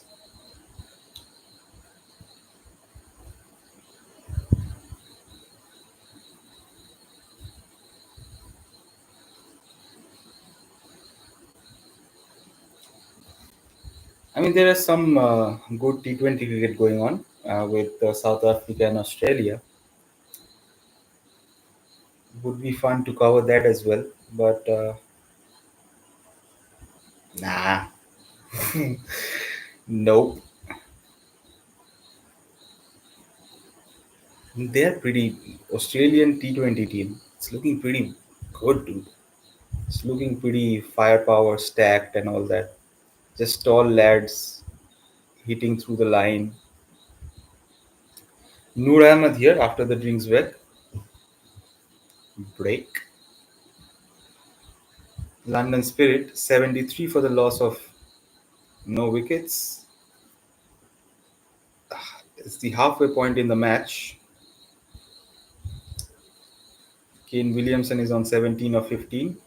Warner is on 52 of 30 something balls, 36.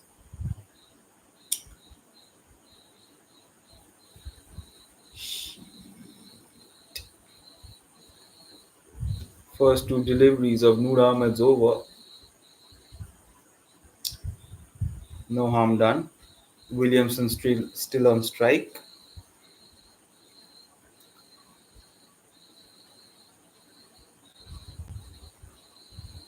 Something's gotta give, man.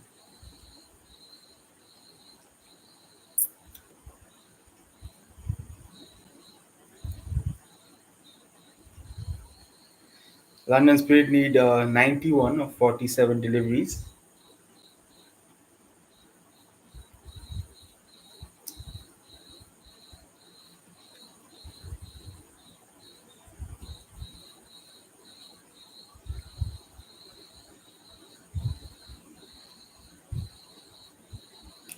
This is why Noor Ahmed, 4 deliveries, 4 dot balls, last ball of his second over, sort of. And I have to say over. So the last ball coming up would have been better if Warner was on strike because left arm wrist spinner to a left hander is much more suitable to the bowler. This time, though, chance of a run out, but no harm done for the London Spirit team. Gets a single of, or does he get 2 runs? I think takes 2 runs here. Kane Williamson.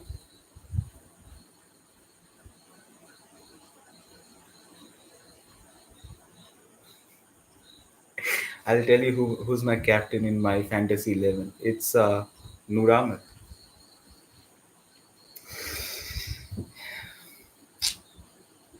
That's why I was screaming, crying for Noor Ahmed to be brought back into the attack earlier. But hey man, hey man, Josh Tang now to continue.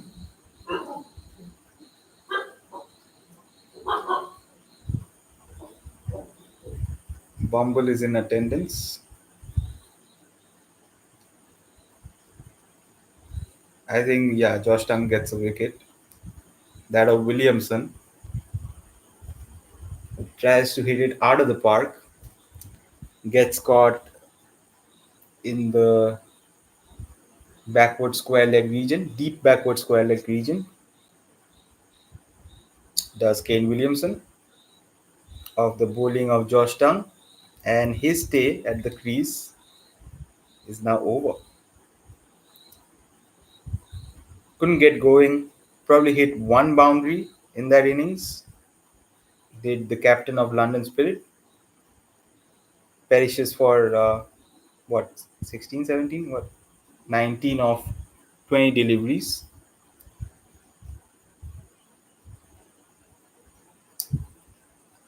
So Warner's still out there.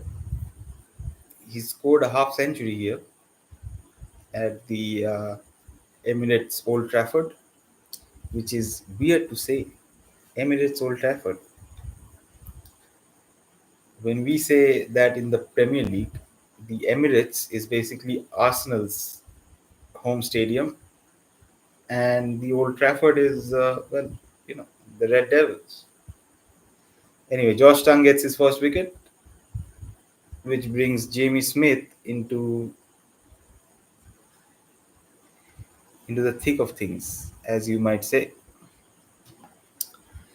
The job's still not done for the London Spirit. I don't know how many matches have they won. Is it? I think it's pretty much a bottom of the table clash, right?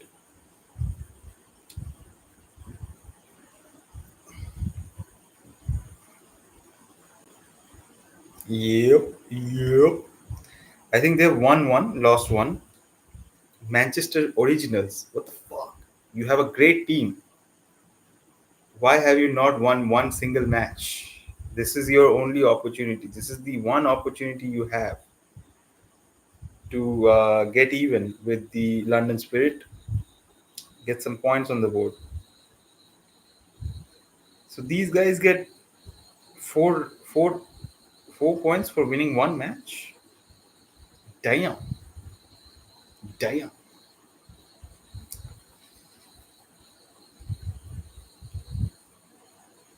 Whew. Warner evades the fielder in the backward square leg region and hits it for another boundary.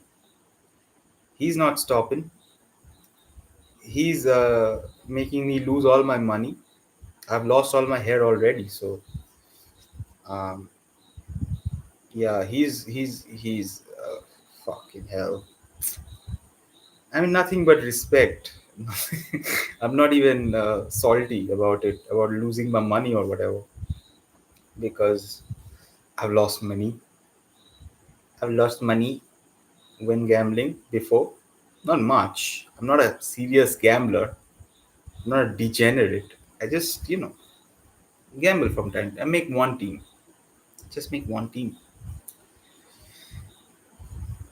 So 82 runs needed or 41 balls. Every ball, 2 runs are needed. And who better than Jamie Smith and David Warner to do it?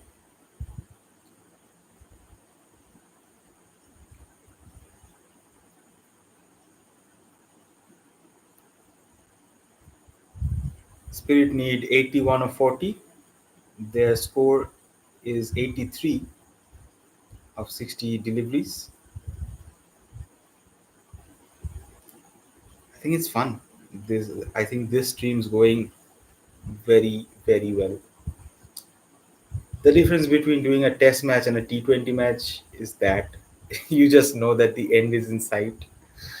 In test matches, oh, you just go on rolling. Oh god.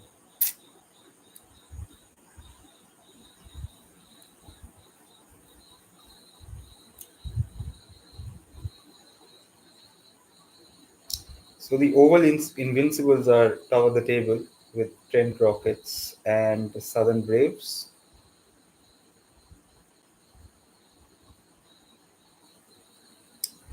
Yeah, Farhan Ahmed, Noor Ahmed to Jamie Smith. Hits David Warner in the non-strikers end.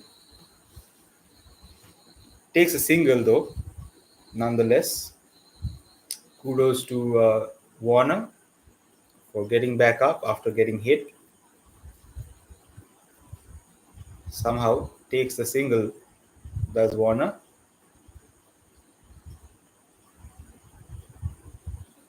Good man, good man. David Warner, 57 of 38. Facing Noor Ahmed, takes a single.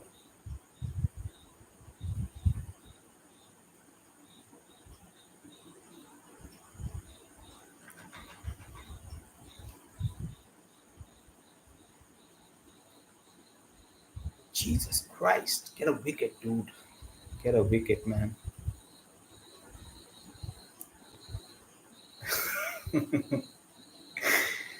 Noor Ahmed's bowling pretty economically, but still no wickets to his name.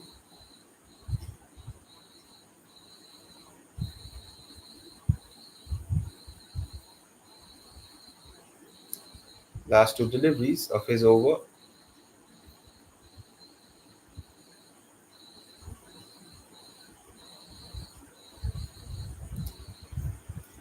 Yeah, way too wide there.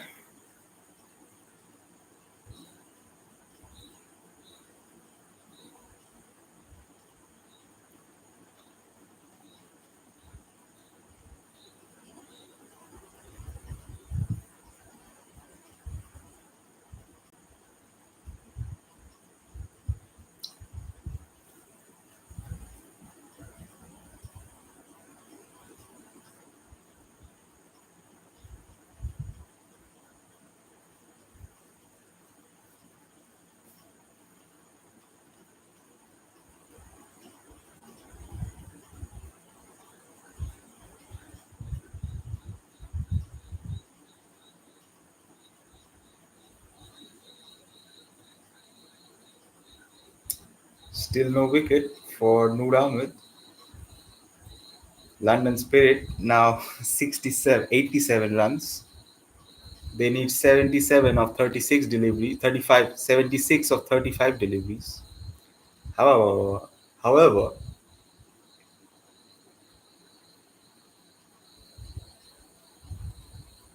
will they be able to do it? I think pretty sure Sunny Baker will be introduced back into the attack.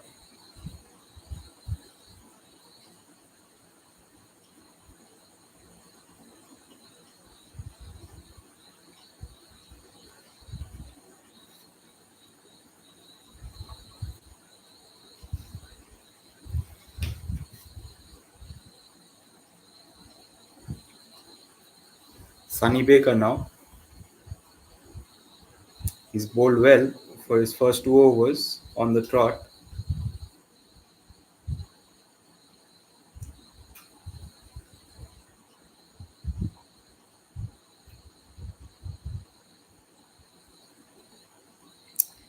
He was good, but he didn't get a wicket.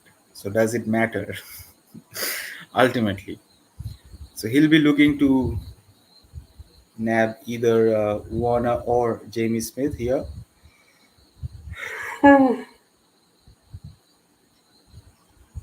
Sunny Baker in his third over.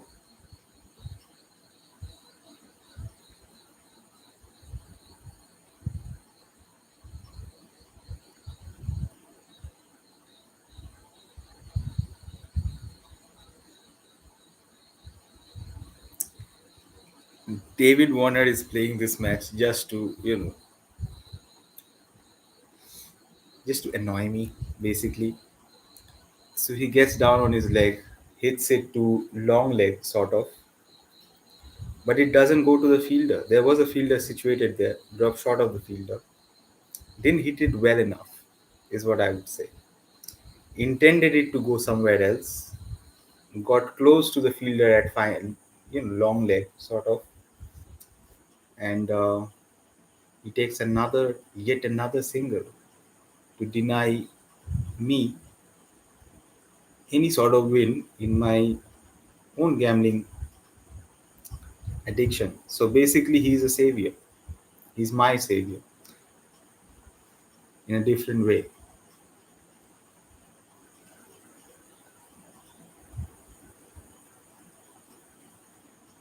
So every time David Warner is on the field now, is in the team sheet, I'd have to pick him.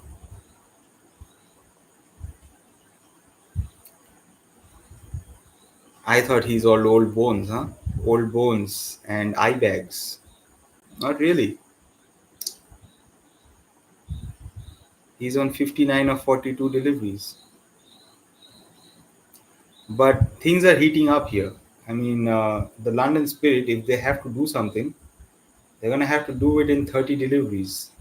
They need 73 of 31. And even though they've only lost one wicket, the scoring, rate of scoring at least, hasn't been that great. So even if one person gets out here, the rest of the batters, I think they will find it pretty hard to up the ante immediately, like coming into bat. So begs the question: is it better for Warner and Williamson to take up all the deliveries in the power play, get themselves set, score a 60 or a 40 or anything, right? And then they lose the match.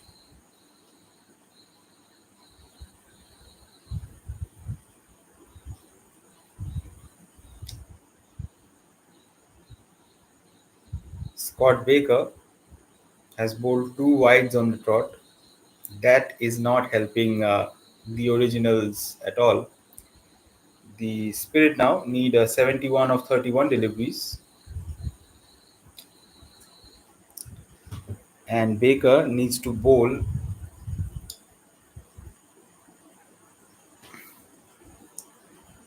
well, not another wide, for that's for sure.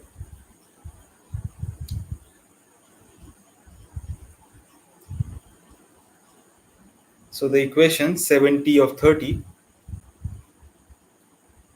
for London Spirit to win this match.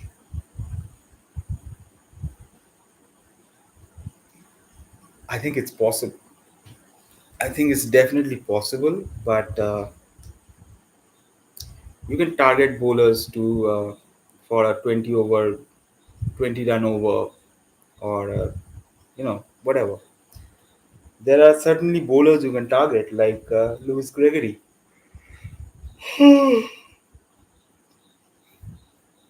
or a Scott Curry or a Farhan Ahmed if he's into the attack if he's bought into the attack again.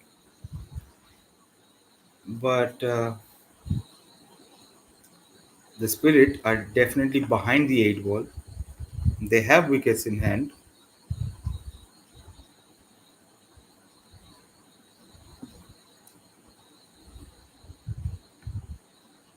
Ugh. Alright, Warner moves on to 60 or 43. Scott Curry still continuing. It's his third over.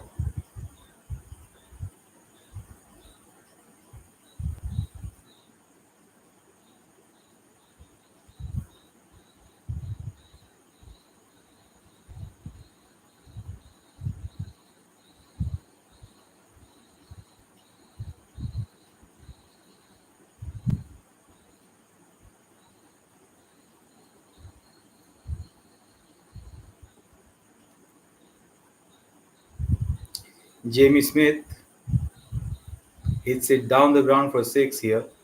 Scott Curry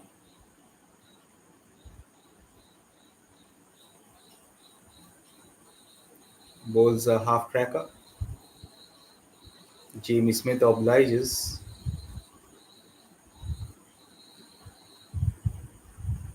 Just a nothing ball, really.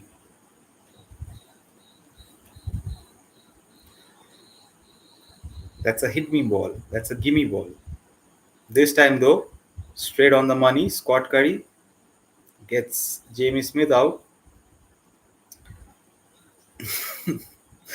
So all he had to do was bowl a rank delivery,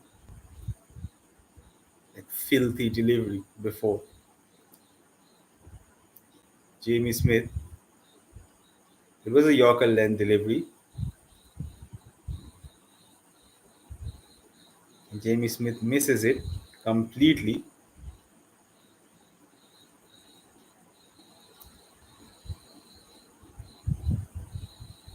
trying to play it to the deep mid wicket region. Smith perishes for 12.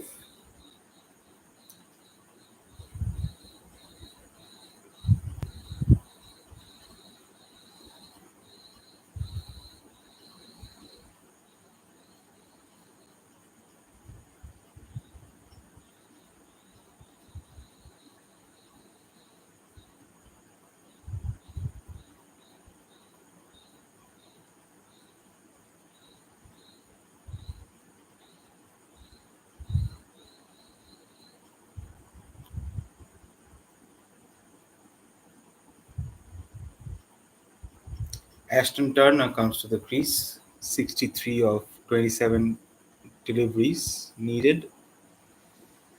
London Spirit now.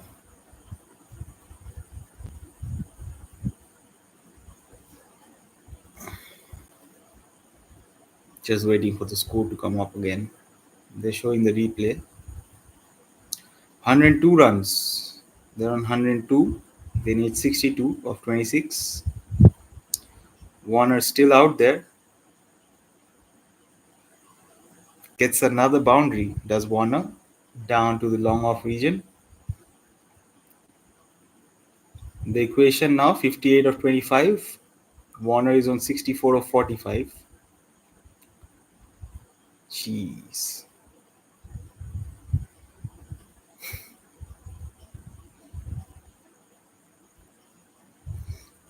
Get Noor Ahmed on, man. What the fuck is going on? Get Noor Ahmed on right now. Right fucking now. Get this guy out. Scored enough. Old bag of bones. Old man. Man, if I get to 40 and I'm in the shape that David Warner's in, I'd be happy. But I'll still call him an old bag of bones because this is cricket. And, when you cross 30 in any sport, whether it be football, cricket, you're just an old bag of bones. You might feel young at heart.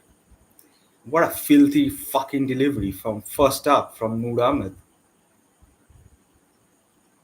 Warner sweeps it with ease down to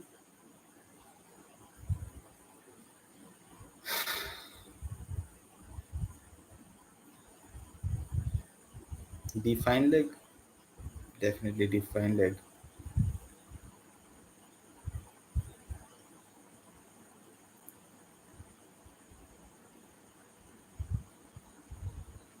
So the last over of Noor Ahmed.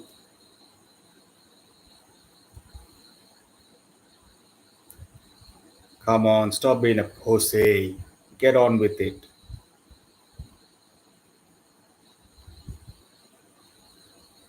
He bowls to Ashton Turner, tries to stop it on the rebound, and now he needs medical treatment. What the fuck?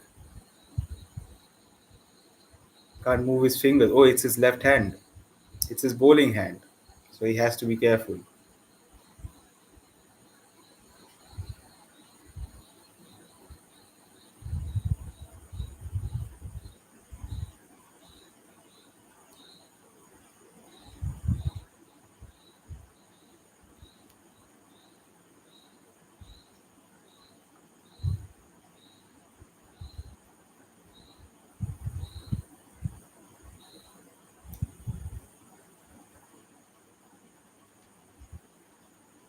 Another break in play.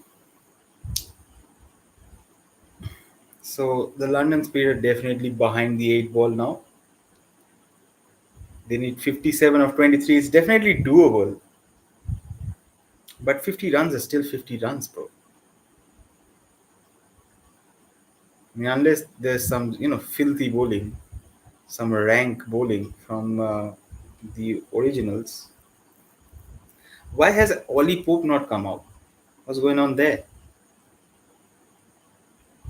Ollie Pope's batting at number 5 in T20s. What? I asked. It is a late night live stream, guys. I'm allowed to yawn like this. I mean, I'm allowed everything, but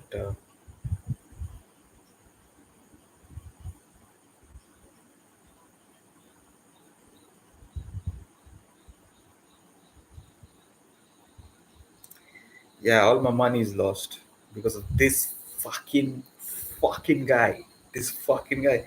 I mean, nobody told me not to pick him. He was in form. I just thought he was a bag of bones at this point. Definitely not. Definitely not. Ah, Jesus fucking Christ. Noor Ahmed, man. Get a wicket or something, dude. Help a brother out. Ah, he's bowling to Ashton Turner. For fuck's sake, man.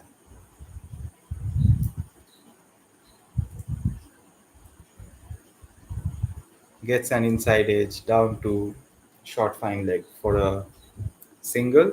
Ashton Turner. Ashton Turner was a great ODI batter for Australia. Don't know if that those qualities suddenly. I mean, he's great. I think he's great in the BBL as well. Playing for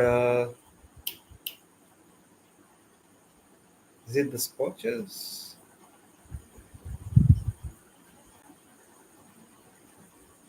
Is it? I, who knows? Probably Perth Scorchers. He plays for Ashton Kutcher. Ashton Turner. Sorry, Ashton Kutcher. Where the fuck did that come from?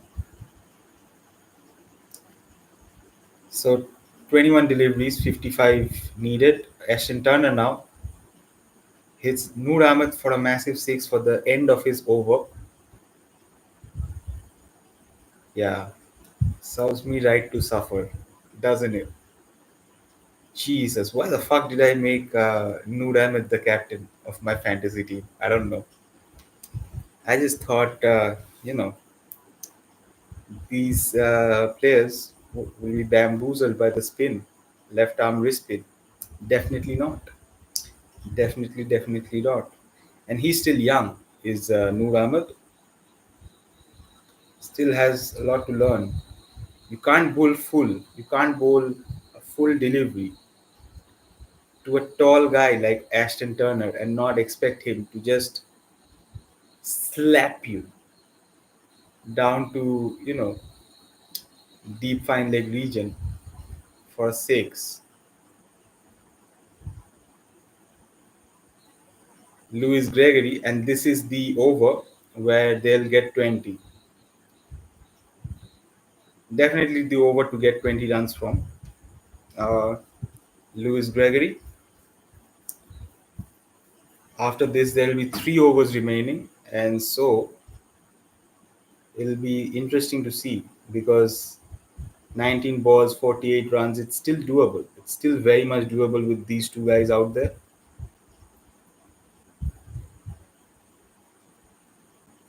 But if the originals want to, they can still pull it back.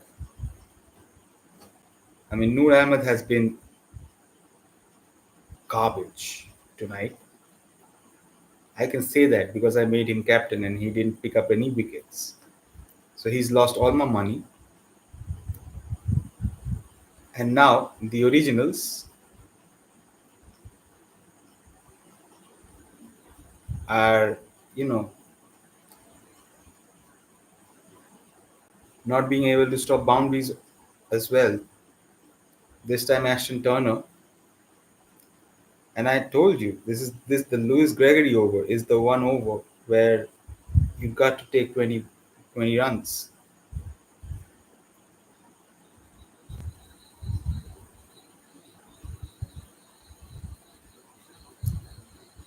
London Spirit is on 121. The team score they need 43 of 17. David Warner is on 67 of 48, and he's definitely taking his side home by the looks of it, at least.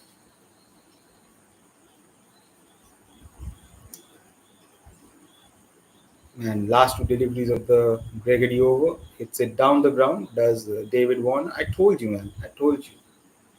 Lewis Gregory bowling at that pace to international batsmen, at least, it's not that hard. It's not that hard to see what's going to happen next. He's only already considered like 3 boundaries this over. Definitely considered 2.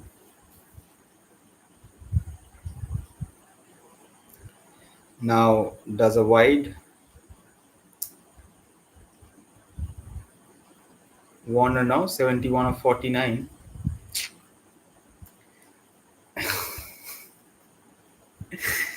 Yeah, this guy is turning the match. I mean, taking his team home, basically taking London Spirit home. At least for now, much better from Lewis Gregory.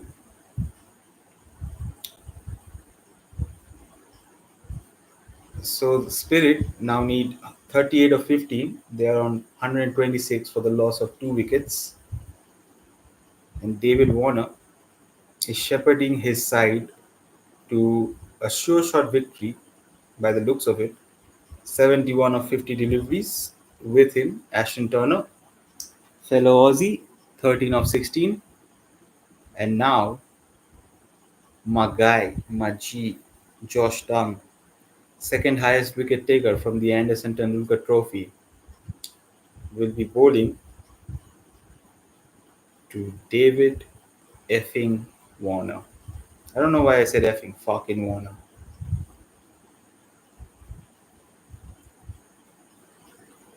And he's given out. So this time, sliding down leg, uh, David Warner tried to swivel on it. Not to swivel on it, swivel it. Shit, what the fuck am I saying? Swivel it down to third man or whatever. Or sorry, fine leg or whatever. But gets a thin edge from his bat, goes straight to the keeper, to Butler. And Josh Tang has 2. Interestingly, I didn't even pick Josh Tang. So it's on me. It's on me, guys. Me losing. Uh, on gambling apps. That's definitely on me. I thought, you know, what are the chances?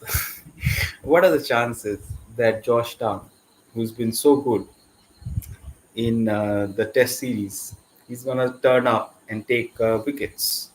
I think his first day coming back from the Test series, he's gonna be a little bit more.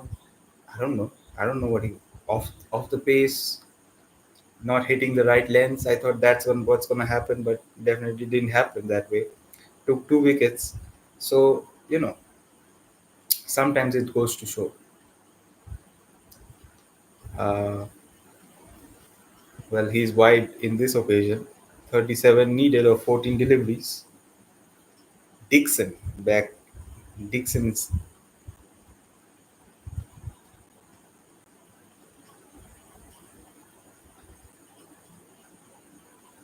It hit his gloves. It hit Warner's gloves. So it didn't even take a feather off his bat or anything. So Dixon is in.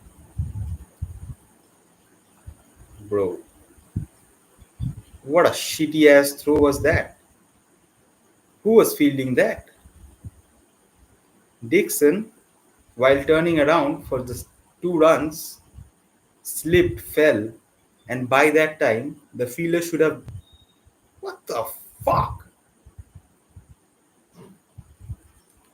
The fielder should have thrown it at the striker's end to the wicketkeeper.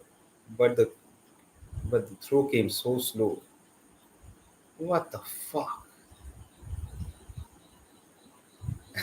Josh Tang with another wide reminds me of the Test series.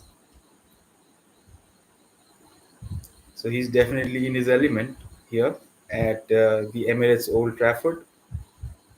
Is Josh Tang.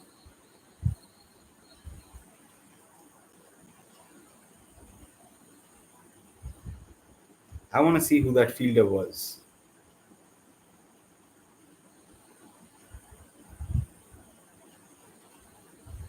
Who gave such a limp dick throw to the wicketkeeper.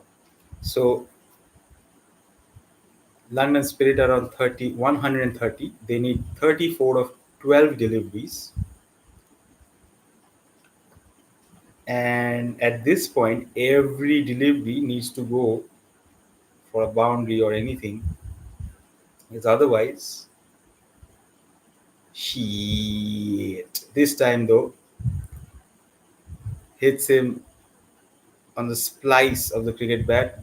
Good, well directed bouncer from Georgetown.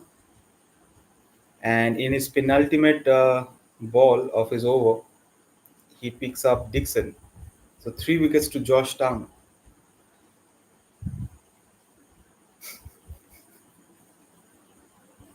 Why didn't I pick him, man? Why didn't I just pick him in my 11? I don't know. I don't know. I thought, what are the chances that a test bowler would do well in T20? Whoop-de fucking do. Takes 3 wickets. Does Georgetown. London Spirit are looking down at another. London Spirit is looking at another defeat if things don't go to plan. 11 runs, 11 balls left, 34 runs to get. So definitely they need they need a six every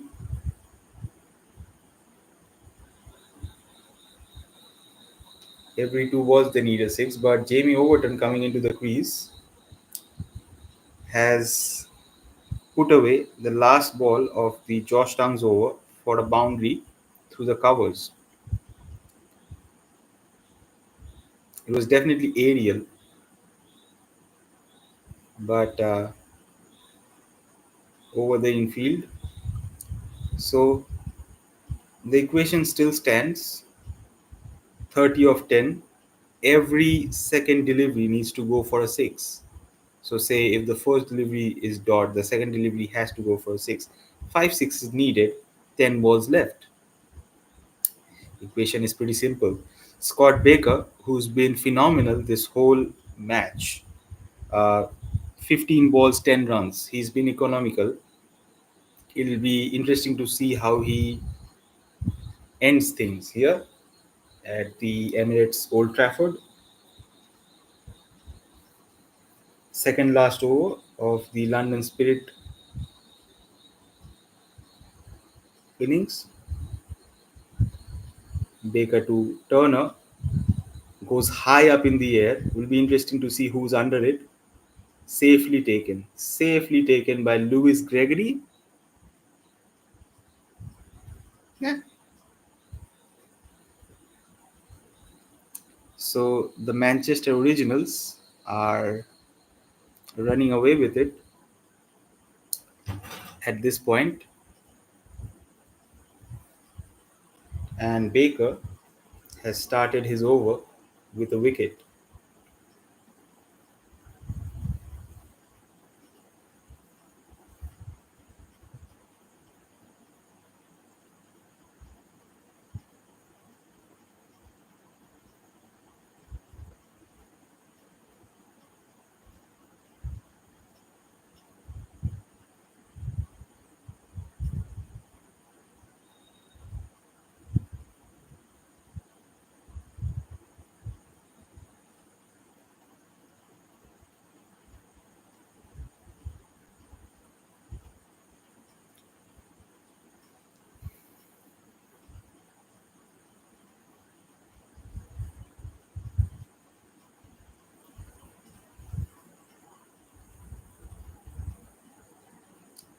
Ollie Pope has come into the crease at number 7.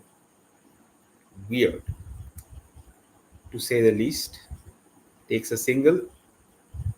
It's not a single that will go on his scorecard. Oh no, it will. I thought it would be an extra.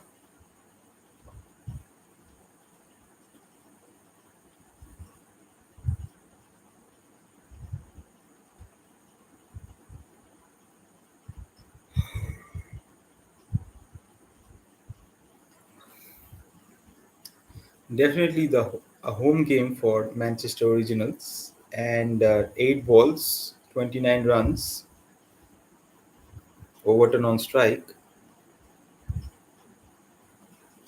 Baker gets hit for another 6. So the batsmen have to deal in sixes now. It's 23 from 7. 2 balls left in the Baker over. Will be interesting to see how he finishes his over. It was definitely a short one. Directed. It was not a great. It was not. You know, Jamie Overton is still a tall lad. He's a very tall guy. So it was near chest height. And he hit it pretty well uh, to the deep square leg region for a boundary. This time through the covers, there was a fielder there, but he'll go for a 4. It'll be disappointing. 19 of 6 deliveries needed now. This one was definitely Ollie Stone's fault. I think Ollie Stone was there at the covers, or was it Scott Curry? I think it was Scott Curry. Definitely his fault that it went through him. And Jamie Overton now looking to take his team home. Takes a single of the last ball of the Baker over. So the last over, they'll need 18 runs. So 3 massive sixes needed for London Spirit to win this match. 5 balls, and of them, 3 need to go. They still need 19. They didn't take that single. I think Jamie Overton didn't take the single of the last ball of Scott Baker's over. Not Scott Baker, Sonny Baker's over. And Scott Curry now will be bowling to Overton. 5 balls, 19 runs needed. So 3 balls need to go to the boundary, and he starts off with a 4. Squeaky bum time for the originals now. The London Spirit are up to 149 now. They need 15 of 4 with that boundary of the first ball of Scott Curry's over. They're definitely bowling wide. Like, and for a tall man like Jamie Overton, it's not a difficult thing to hit wide balls, wide off style, outside off stump balls. Much better, a Yorker from Scott Curry. So 15 needed of 3 deliveries. If he bowls another good ball, I think the match will be done. Unless there's a no ball, which probably gives 2 runs in this league, in this tournament. I think I'll say it after this ball. Important delivery coming up. A Yorker length delivery goes for a single or 2 runs. Oh, it's a run out here. So Overton trying to come back into the striker's end, gets himself run out, and now it'll be pretty much done. Pretty much the first win for the Manchester Originals. I mean, they are in the bottom of the table. So 2 balls remaining, 14 runs needed. I'll reserve my judgment about the 100 after the match is over. But I have some interesting things to say about this format and this league in itself.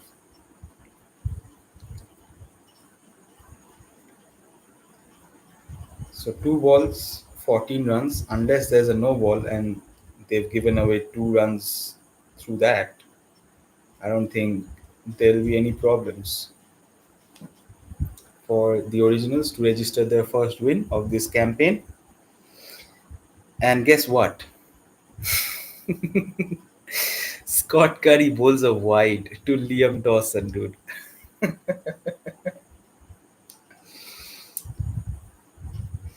It's funny. It is funny.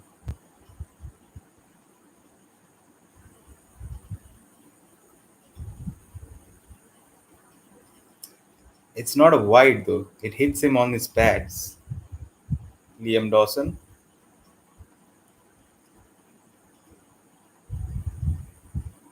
Yeah, it's still given a wide though. Are there reviews in this? Up in this? I don't think there are reviews. Any reviews in this league or anything? Can't review a wide or a wicket.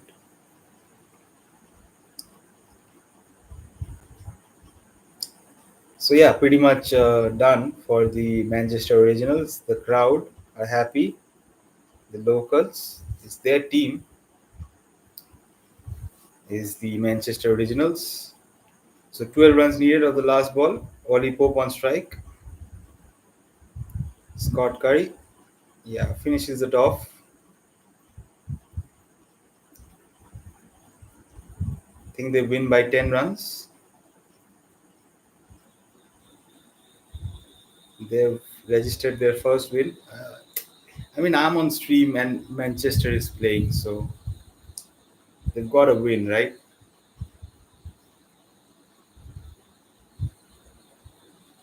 Lost my money though because of that fucking guy, David Warner. Uh, but no harm done. It was a small sum. I'm not degenerate. Uh, but Manchester Originals win by 10 runs against the London Spirit. Now, coming to the 100, I think it's good. Not because I'm streaming, and not because I'll be streaming some more matches, but I think it's good that they are changing the rules a bit.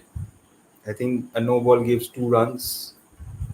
I think you can bowl one bowler for 2 overs on the trot. I think these are quirky little rule changes or whatever, but